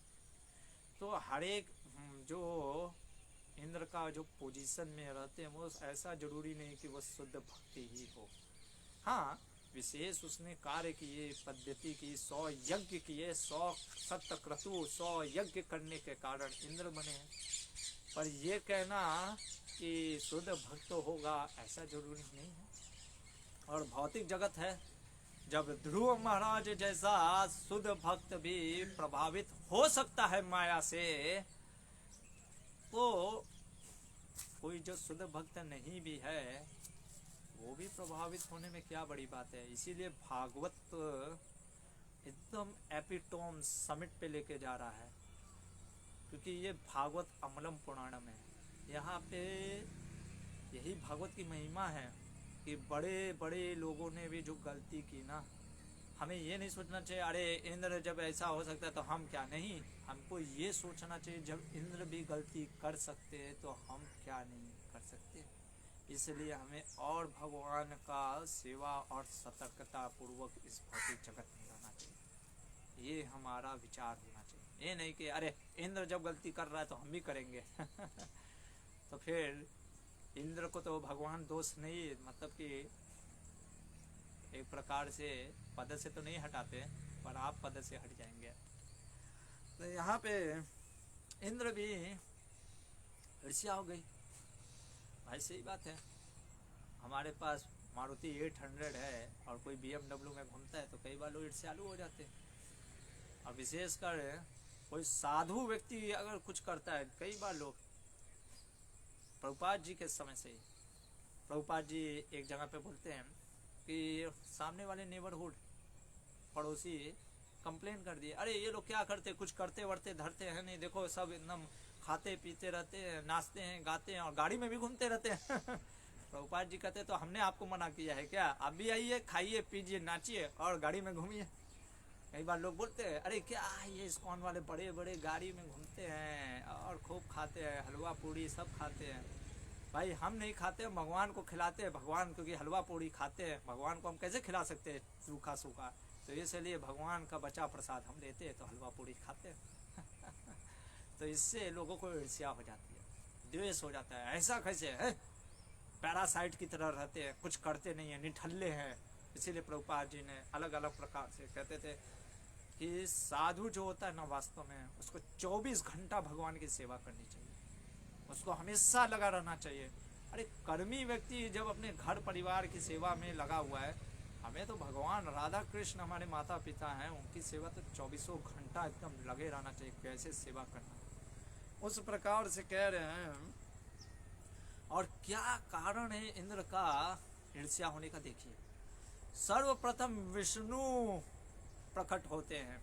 मैत्रेय ऋषि कह रहे कि यज्ञ करते थे विष्णु प्रकट होते थे। कौन, क्या लिखा है यहाँ पे, यज्ञपति, जो कि यज्ञों के पति हैं, वो भगवान हरि जो है, ईश्वर है, जो एक प्रकार से परमेश्वर, जो कि सर्वात्मा, सभी के अंदर स्थित वो आत्मा, सर्वलोक गुरु, अरे सारे लोकों के गुरु जो है, वो जो कि प्रभु हैं। प्रभु कहने का मतलब है भगवान, जो सभी के मालिक हैं, वो वहाँ पे उपस्थित रहते थे। अभी भगवान उपस्थित है, जैसे प्राइम मिनिस्टर अगर आए तो अकेले थोड़ी ना आता है, गवर्नर आता है, उस स्टेट का चीफ मिनिस्टर आता है, मिनिस्टर आते हैं, कितने ऑफिसर्स आते हैं, पुलिस वाले आते हैं, उनकी पर्सनल सिक्योरिटी गार्ड आते हैं, तो इस प्रकार से आते हैं। तो भगवान जब आए तो ब्रह्मा शिव भी आए, सारे देवता भी वहाँ पे उपस्थित थे, यहाँ तक कि चतुष्कुमार नारद इत्यादि सारे ऋषि मुनि गण भी वहाँ पे उपस्थित थे। और तो और कह रहे कि सिद्ध, विद्याधर, दानव, यक्ष, सुनंद, नंद, दत्तात्रेय सब इत्यादि वहाँ पे उपस्थित हैं, और सभी कुछ उपहार देने के लिए पृथ्वी के यज्ञ के पास खड़े हैं। जैसे पृथ्वी सारे प्रकार के अन्न दे रही है, जो नदियां हैं उसमें जल बह रही है, एकदम मीठे मीठे जल, वृक्ष फल फूल दे रहे हैं, गाय दूध दे रही हैं, और समुद्र जो है रत्न दे रहे हैं, पर्वतें हैं जो अलग अलग प्रकार के खनिज पदार्थ दे रहे हैं, और जो अलग अलग जो ग्रहों के देवता हैं वो भी कुछ उपहार में दे रहे हैं। तो ये सब देख करके, इतना वैभव देख करके पृथ्वी का इंद्र तो थोड़े से असूयान हो गए, एनवियस हो गए, और उनको लगने लगा भाई श्रतकतु मैं ही था, सेंचुरी अभी मैंने ही मारा है अकेले, अब कोई और मार देगा तो मेरा जो था ना कि अरे वाह इंद्र आप ही थे एकलौते जो सेंचुरी मारा है, अभी और कोई मार देगा, तो इसलिए ईर्ष्या के भावना में उन्होंने सोचा कुछ तो करना पड़ेगा अपना पोजीशन रखने के लिए। और क्या करते हैं, इंद्र ने जब 100वां अश्वमेध यज्ञ के लिए बैठते हैं, पृथु महाराज इत्यादि ऋषि मुनि हो गए द्वेषी, और सभी के आंखों से अप्रत्यक्ष मतलब ना दिखते हुए जो घोड़ा बंधा हुआ था उसको उठा लिया, और क्या किया, पाखंडनम, पाखंडी का रूप धारण किया, और जो व्यक्ति अधर्म जो कर रहा था, जिसको लोग धर्म समझ रहे थे, बहुत विशेष तात्पर्य है प्रभुपाद जी का। विशेषकर कलयुग में हम देखते हैं, यहाँ पे आ रहा है कि गेहुआ वस्त्र धारण किए हुए और साधु के भेष बड़े बड़े धारी और इस प्रकार से वेश धारण किए हुए, पर वर्णन क्या आ रहा है, शब्द पाखंड। आज भी समाज में आप देखिए कि पाखंडी या जो पाषंडी लोग जो होते हैं, पाषंडी पाखंडी, भले ही गेहुआ वस्त्र पहनते हैं पर शास्त्र को मानते ही नहीं है, दाढ़ी बड़े बड़े रखते हैं, अपने विचार से बोलते हैं, और शिव को ही कहते हैं माया में है, और बड़े बड़े MBA कॉलेज में जा कर के कहते हैं कि राम ने गलत किया, सीता के साथ ये हुआ। ऐसे पाखंडी लोग आप समझ सकते हैं कितना, मतलब कि पूरा पाखंड भरा हुआ है। और ये पाखंडी लोग जो साधु होते हैं उनके ऊपर प्रश्न उठा देते हैं कि अरे ये क्या है, पाखंड किया हुआ, उन साधुओं को पाखंडी बोलते हैं। तो ये चल रहा है, तो यानी पृथु महाराज के समय से ये स्टार्टिंग हो गया था। और समाज के व्यक्तियों को देखिए, जो अधर्म है उसको धर्म समझे, क्योंकि सिंपल सा चीज है ना, जो समाज में व्यक्ति है उसको समझ में नहीं आता है। कोई जोर से चिल्ला करके आंख से आंसू बहा देता है और दो चार राख से सोना निकाल देता है, लोग कहते हैं वाह ये है आचार्य। शास्त्र तो हम पढ़ते नहीं है कि शास्त्र में वर्णन आता है कि क्या कौन है साधु कौन है आचार्य। चार संप्रदाय में गुरु करिए, औरों के चक्कर में ना पड़िए। चार संप्रदाय में गुरु करना चाहिए, और के चक्कर में पड़ेंगे तो क्या होगा, जैसे हमने कल बोला था, सारे जो हमारे मंत्र हैं वो निष्फल हो जाएंगे, कोई फायदे के नहीं। तो पृथु ने जब ये यज्ञ कर रहे थे तो इंद्र ने पाखंड का वेश धारण करके और तेजी से भागने लग गया कि कोई पकड़ ना सके, और अपनी रक्षा करने के लिए ये साधु पाखंडी का रूप धारण कर लिया, जैसे रावण ने सीता को अपहरण करने के लिए। अच्छा देखिए, उसमें भी लोग क्या क्या चीज बोलते हैं रावण के बारे में। रावण महान था, अरे रावण रावण हम है रावण, रावण की भक्ति नहीं देखी शक्ति देखी। अरे क्या भक्ति देखी, दूसरों की स्त्री को चोरी करना ये भक्ति है? तो किसी प्रकार से जो पाखंडी व्यक्ति होते हैं ना, वो पाखंड का ही क्या करते हैं, उनका ग्लोरिफिकेशन करते हैं। तो यहाँ पे जब भागने लग गया और अत्रि मुनि ने पकड़ लिया, उन्होंने पृथु के पुत्र को कहा, क्योंकि पृथु महाराज तो उठ नहीं सकते, पृथु के पुत्र को कहा देखो देखो तुम्हारे घोड़े को चोरी करके भाग रहा है। पृथु का पुत्र तुरंत पीछा करने लग गए, और पीछा करते ही जब देखा अरे ये तो कोई साधु है, मैं क्या साधु की पीछा कर रहा था। तब अत्रि मुनि ने कहा अरे साधु नहीं है, वो पाखंडी है, वो इंद्र पाखंडी है, वो तुम्हारे घोड़े को लेकर के जा रहा है। तब ये फिर से पीछा करते और इंद्र देखता कि अरे बाप रे बाप, ये तो मारने के लिए दौड़ पड़ा है। घोड़ा को छोड़ते अपना असली भेष में आते और भाग जाते हैं। और क्योंकि घोड़े को अश्व को जीत लिया, इसलिए वहां पे ऋषि मुनियों ने उसका नामकरण कर दिया विजितस्व, कि विजितस्व ने क्या किया, प्राप्त कर लिया घोड़े को, विजितास्व। इधर अभी थोड़ी ना इंद्र चुपचाप बैठा हुआ था, उसने सोचा फिर से ट्राई मारता हूँ।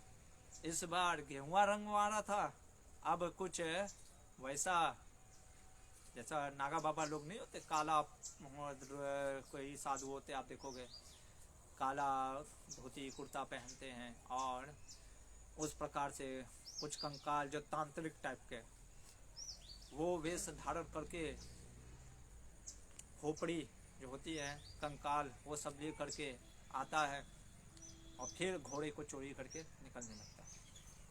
फिर अत्रि मुनि ने देख लिया, अत्रि मुनि ने कहा अरे फिर देखो तुम्हारे घोड़े को लेके जा रहा है। विजिताश्व फिर उसके पीछे करने लगते हैं। फिर वो देखते हैं कि अरे ये तो कोई तांत्रिक या कोई तंत्र विद्या वाला लग रहा है।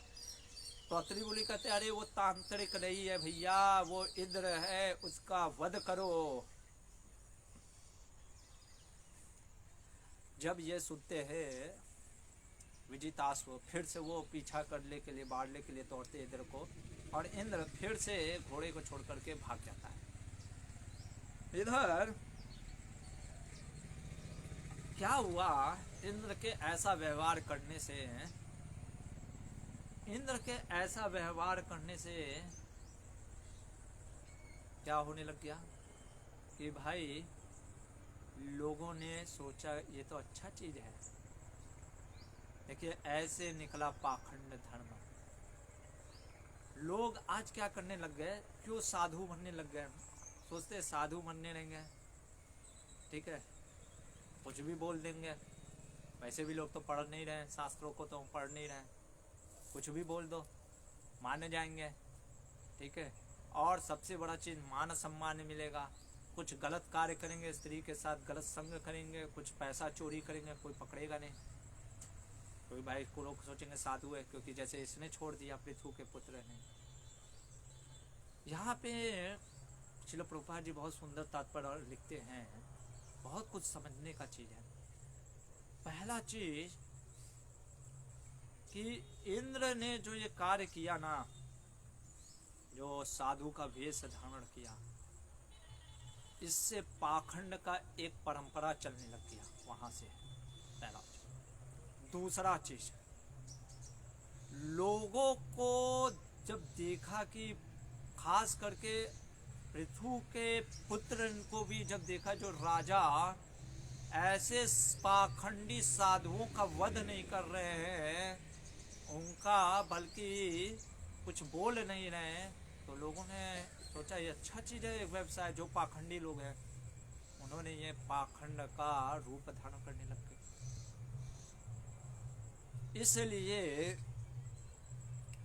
राजा जो होना चाहिए ना, रूपा जी कह रहे हैं, वो पृथु के जैसा होना चाहिए, जो कि गाय का रूप अगर धारण भी कोई कर लिया है, कोई अबला दिखा रहा है कि मैं तो अबला स्त्री हूँ, नारी हूँ, या गाय के रूप में हो, फिर भी कहा कि नहीं मैं नहीं छोड़ूंगा, काट के खिला दूंगा अपने प्रजाओं को, पर तुम्हें छोड़ूंगा नहीं। ऐसा राजा होना चाहिए, दंड देने वाला।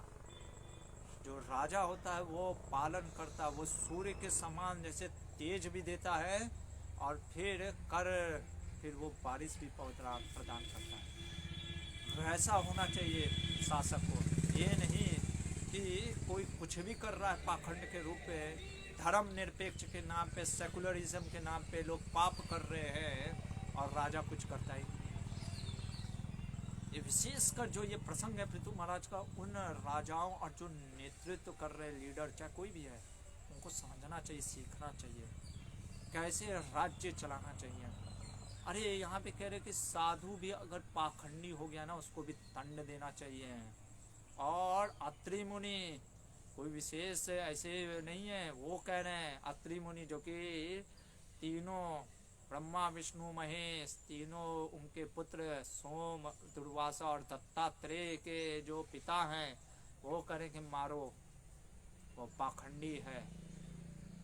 इसलिए यहाँ पे प्रभुपाद जी भी कहते हैं कि राजा को शासन ऐसे करना चाहिए। और यहाँ पे एक और चीज समझने की बात है कि प्रजा भी है ना, वो उसको देखना चाहिए कि परिपक्व होना चाहिए।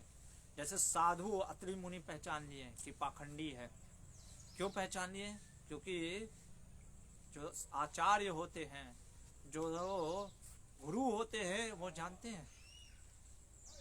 जैसे एक बार श्रील प्रभुपाद जी से किसी ने पूछा, स्वामी जी आपने क्या भगवान का दर्शन कर लिया? स्वामी प्रभुपाद जी ने कहा, अगर मैंने कह दिया कि मैंने कर लिया तो तुम कैसे पता कर सकते हो कि मैंने कर लिया है?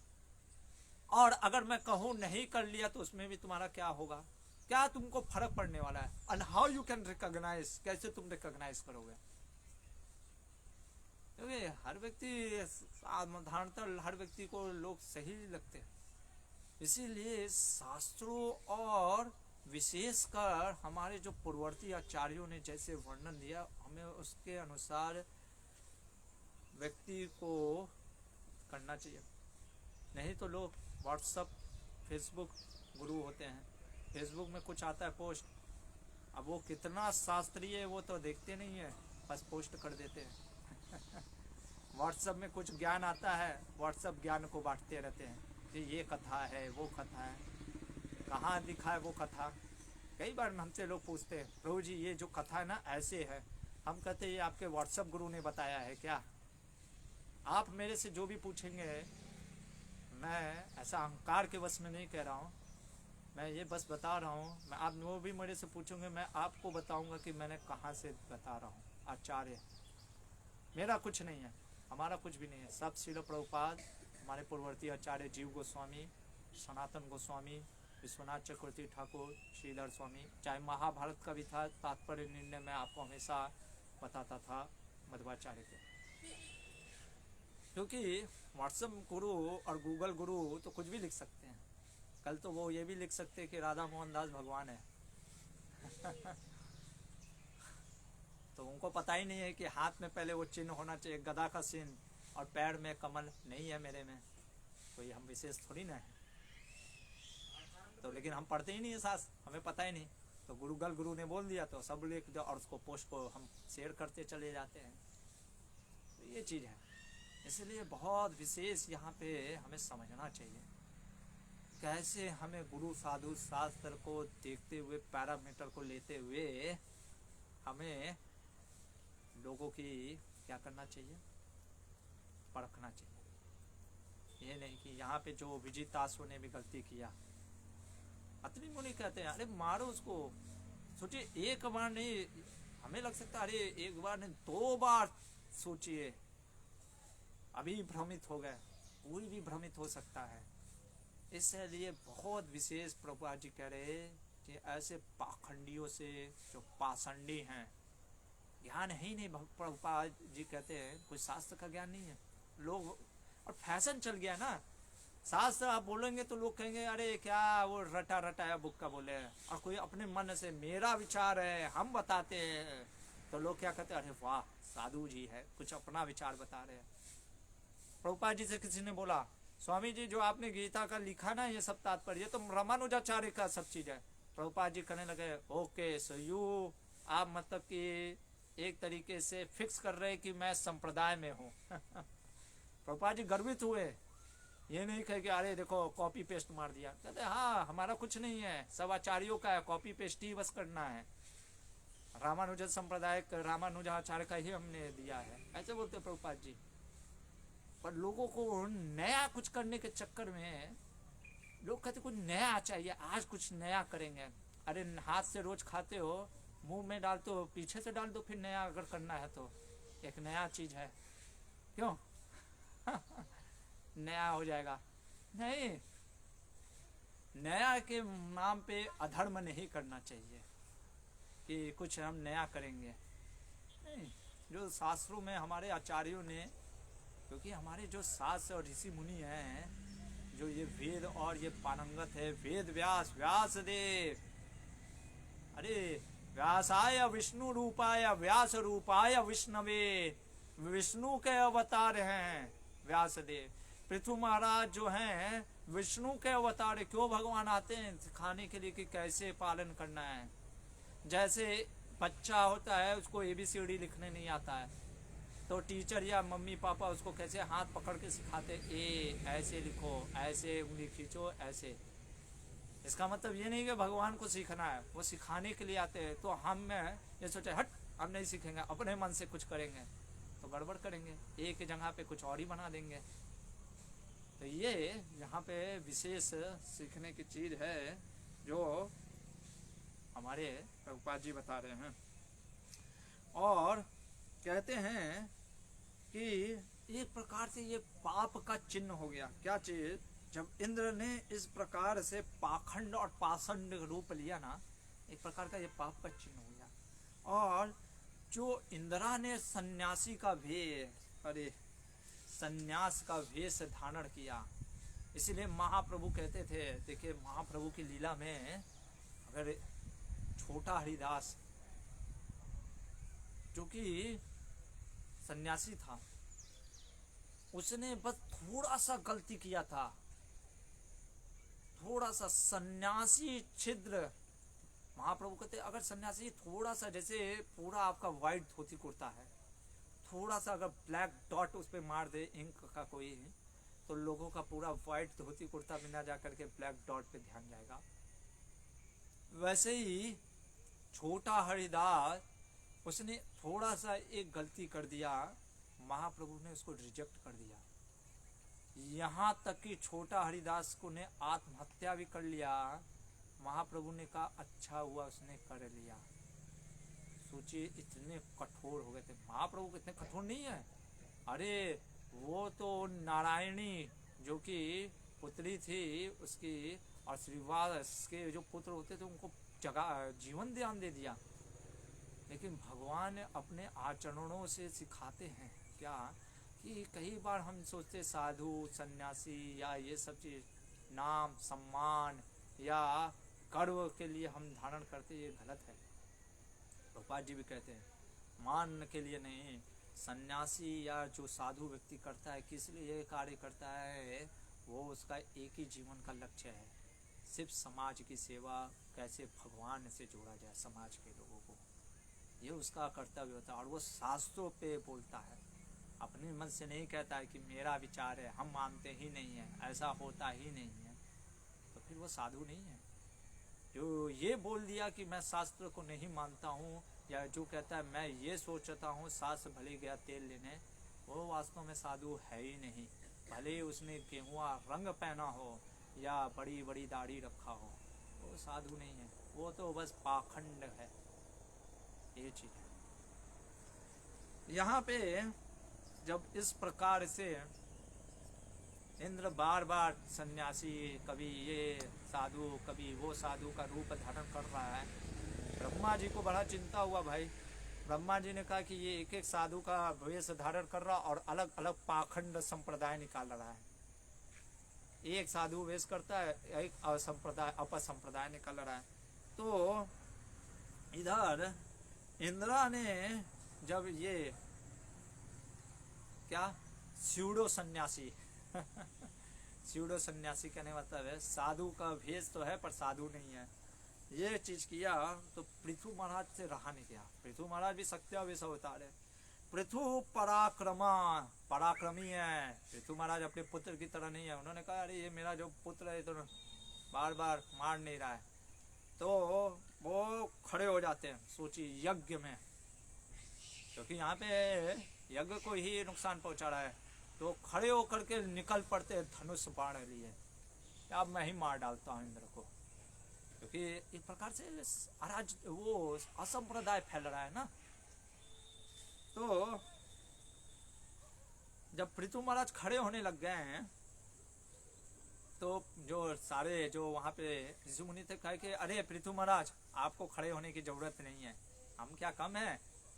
उन्होंने कहा कि आपको इंद्र को मारने की जरूरत नहीं है, हम क्या करेंगे, जो अश्वमेध यज्ञ को कर रहे थे, जो यज्ञ में आहुति दे रहे थे, इसको मारने का हम ऐसा मंत्र अभी पढ़ते हैं कि इंद्र खिंचा जाएगा और इंद्र का ही आहुति हो जाएगा, इंद्र को ही मार डालेंगे। और उन्होंने कहा कि हम ऐसा मंत्र पढ़ते हैं कि इंद्र खींचा हुआ आएंगे और इस यज्ञ में उनको भस्म कर देंगे।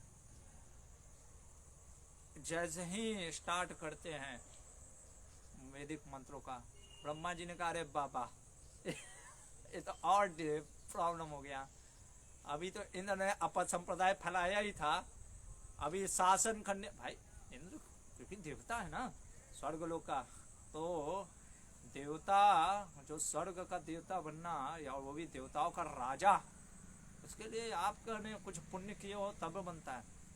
तो यहाँ पे उन्होंने सोचा अरे नहीं कुछ करना पड़ेगा। ब्रह्मा जी वहां पे प्रकट होते हैं। जब पृथु के कहने पे जो ऋषि मुनि जो यज्ञ के पवित्र करने वाले हैं, जो ऋषि मुनि बैठे थे, उन्होंने अग्नि में आहुति देने ही वाले थे, ब्रह्मा जी आते कहते रुको, और रोक देते हैं, और वो कहते हैं ब्रह्मा जी उनको जो यज्ञ में जो पृष्ठ होते हैं उनको कहते हैं आपको इंद्र को नहीं मारना चाहिए। क्यों नहीं मारना चाहिए? भगवत तनु, अरे वो भगवान का अंश है। क्यों भगवान का अंश है? अरे भाई जो ये देवी देवता भी है, मनु या मनु जो होते हैं सप्तऋषि, ये सब हायर पोजीशन पे जो होते हैं, इनको भगवान ने उच्च पद दिए हैं, इसलिए ये भगवान के तनु होने के कारण, और यज्ञ तो होता है इंद्र को संतुष्ट करने के लिए, देवताओं को संतुष्ट करने के लिए, और देवताओं के राजाओं को ही अब मारने पर तुल गए, तो मना कर रहे हैं। इंद्र ने के कार्य से क्या हुआ, धर्म में व्यतिक्रम, जो एक प्रकार का धर्म में डिस्ट्रप्शन आने लग गया। और अगर आप मतलब ये भी नहीं करे कि आप कुछ मत करिए, क्योंकि ऋषि मुनि कह सकते थे फिर क्या करें, छोड़ दें। क्योंकि अगर हम छोड़ भी देंगे तो क्या करेंगे, ऋषि ये ब्रह्मा जी करेंगे, अगर आप छोड़ भी दोगे तो इंद्र फिर क्या करेगा, कोई ना कोई को जब बंगाल और उड़ीसा में प्रचार कर रहे होते हैं तो उस समय लगभग 13 अपर संप्रदाय, प्रमुख अपर संप्रदाय आ गए।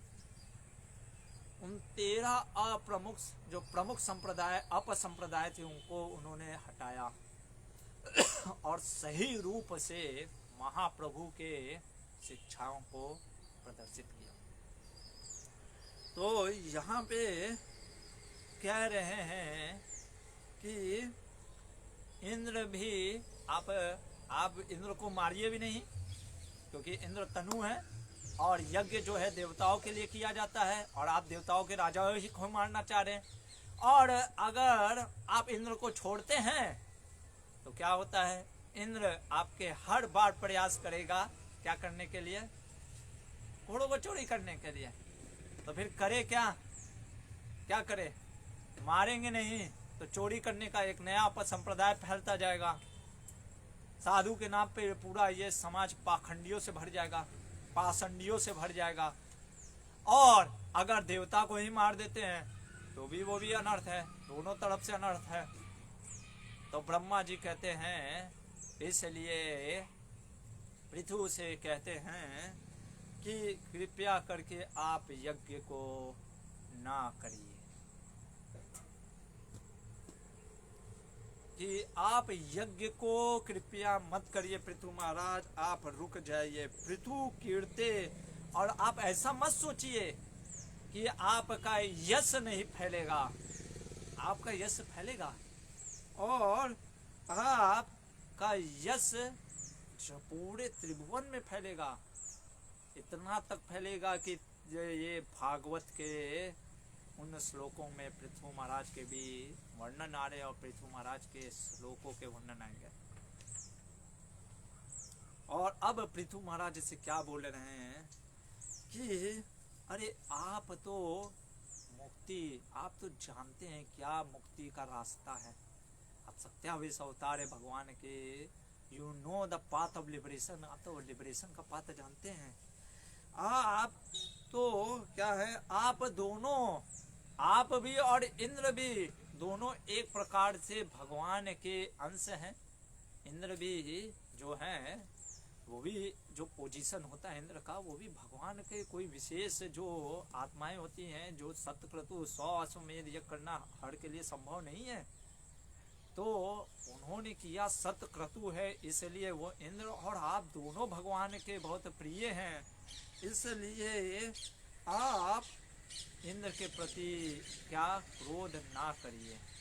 क्या कह रहे हैं, इंद्र के प्रति क्रोध नहीं करिए तो ज्यादा अच्छा होगा। क्योंकि अगर आप इंद्र के प्रति क्रोध करेंगे, क्या करेंगे, क्रोध करेंगे तो भगवान अप्रसन्न हो जाएंगे। और चूंकि भगवान को ही संतुष्टि के लिए सारे यज्ञ कर्म, यज्ञपति हैं, यज्ञ किए जाते हैं, इसलिए कृपया करके आप क्या करिए, आप यहाँ पे रुक जाइए। और कह रहे हैं यहाँ पे कि नैवात्मने महेंद्राय रोषम आर्हतुम अर्हसि उभौ अपि ही भद्रम ते उत्तम श्लोक विग्रहो। जो भगवान उत्तम श्लोक हैं, जिनके उत्तमों श्लोक से वर्णन किया जाता है, वो भगवान क्या है, आर्हतुम अर्हसि, तुम्हें चाहिए उनका सम्मान करो, उनका सम्मान करो। और उनके जो अंश हैं इंद्र का भी रोष त्याग दो। क्या कह रहे हैं कि रोषम आर्हतुम, रोष मत करो, रोष नहीं करना चाहिए। और आगे क्या कह रहे हैं, मां अस्मिन महाराजा, हे राजा, क्या कह रहे हैं, महा अस्मिन, हे राजा, कि तुम ये मत सोचो कि तुम्हारा जो यज्ञ है वो क्या हो गया, एक प्रकार से पूर्ण नहीं हुआ। और कह रहे हैं अतिरुष्टम। अतिरुष्टम कहने का अर्थ है अति रोष करना।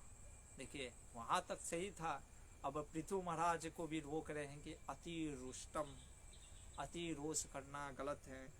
और देवहतम, आप इसको भगवान की इच्छा समझ करके आप क्या करो, दुखी मत होइए, आप इस यज्ञ को त्याग दीजिए। बहुत सुंदर चीज बोल रहे हैं ब्रह्मा जी।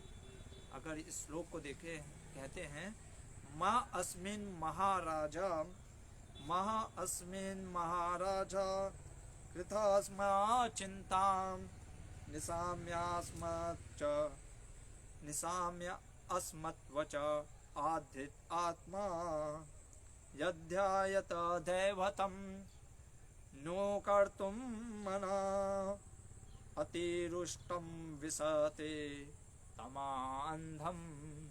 वही चीज जैसे स्वयंभू मनु ने ध्रुव को समझाया था, वैसे ब्रह्मा जी पृथु महाराज को समझा रहे हैं। देखिए अति रोष सही चीज है, लेकिन अति रोष होना भी गलत है। क्यों? क्योंकि तमा अंधम, वो अंधकार के समान है, वो पाप के समान है। और गीता में तो भगवान कहते हैं जो क्रोध है, जो लोभ है और जो काम है, काम क्रोध लोभ, ये नरक के 3 द्वार हैं। तो इसलिए कह रहे कि ये अंधकार में ले जाने वाला है, और आप तो भगवान के अंश हैं, अवतार हैं। इसलिए कृपया करके अति रोष मत होइए। और जो इच्छा आपकी है यज्ञ करने का, देखिए यज्ञ करने की इच्छा और कुछ पाने की इच्छा से ध्रुव या पृथु महाराज ने यज्ञ नहीं किया था, वो भगवान की संतुष्टि के लिए कर रहे थे। इसलिए उनको ब्रह्मा जी बतला रहे कि देव हताम, देव भगवान का इसमें हाथ देखते हुए आप कृपया करके जिस भगवान की प्रसन्नता के लिए आप कार्य कर रहे हैं, उन भगवान की प्रसन्नता के लिए आप यज्ञ रोक दीजिए। यानी 99 पे कोई खेल रहा है, उसको कह रहे हैं कि मैच डिक्लेयर कर देते हैं, या 99 वाले को, खेलने वाले को कह रहे हैं तुम मैदान छोड़ दो। आप सोचिए 99 वाला क्या है, ये 99 क्या 100 से बड़ा है? अगर बड़ा है तो क्यों बड़ा है? क्या पृथु महाराज 99 खेलने के बाद 99 पे जो खेल रहे हैं वो डिक्लेयर कर देंगे, रिटायर हट हो जाएंगे? क्या करेंगे पृथु महाराज? क्या वो ब्रह्मा के बात, क्योंकि वो सत्यावेश अवतार है, वो तो चाहे ब्रह्मा के बात को मान सकते हैं, नहीं भी मान सकते हैं। वो कह सकते हैं कि भाई मुझे क्या समझा रहे हो, इंद्र को भी समझाओ। आखिर इंद्र को क्यों नहीं समझा रहे हैं ब्रह्मा जी, पृथु को ही क्यों समझा रहे हैं? वो भी तो कहा जा सकता है कि भाई इंद्र को समझाओ कि द्वेष ना रखे। आप ही को क्यों समझाया जा रहा है? क्या कारण है, किस लिए उसको समझाया जा रहा है पृथु महाराज को? और क्या पृथु महाराज 99 पे रुक जाएंगे? ये सारे प्रसंग, और विशेषकर हम देखेंगे क्या सही में 99 ग्रेटर है 100 से, या 100 ग्रेटर है 99 से? हम तो मैथ्स में पढ़े हमेशा 100 99 से बड़ा होता है, पर क्या 99 100 से बड़ा है? जैसे कि महाभारत में हमने देखा था 1 + 99 0 हो गया था, तो क्या आज भी 99 ग्रेटर है 100 से? ये सारे जो प्रश्न हैं हम कर लेंगे, विशेष प्रसंग जो है, क्योंकि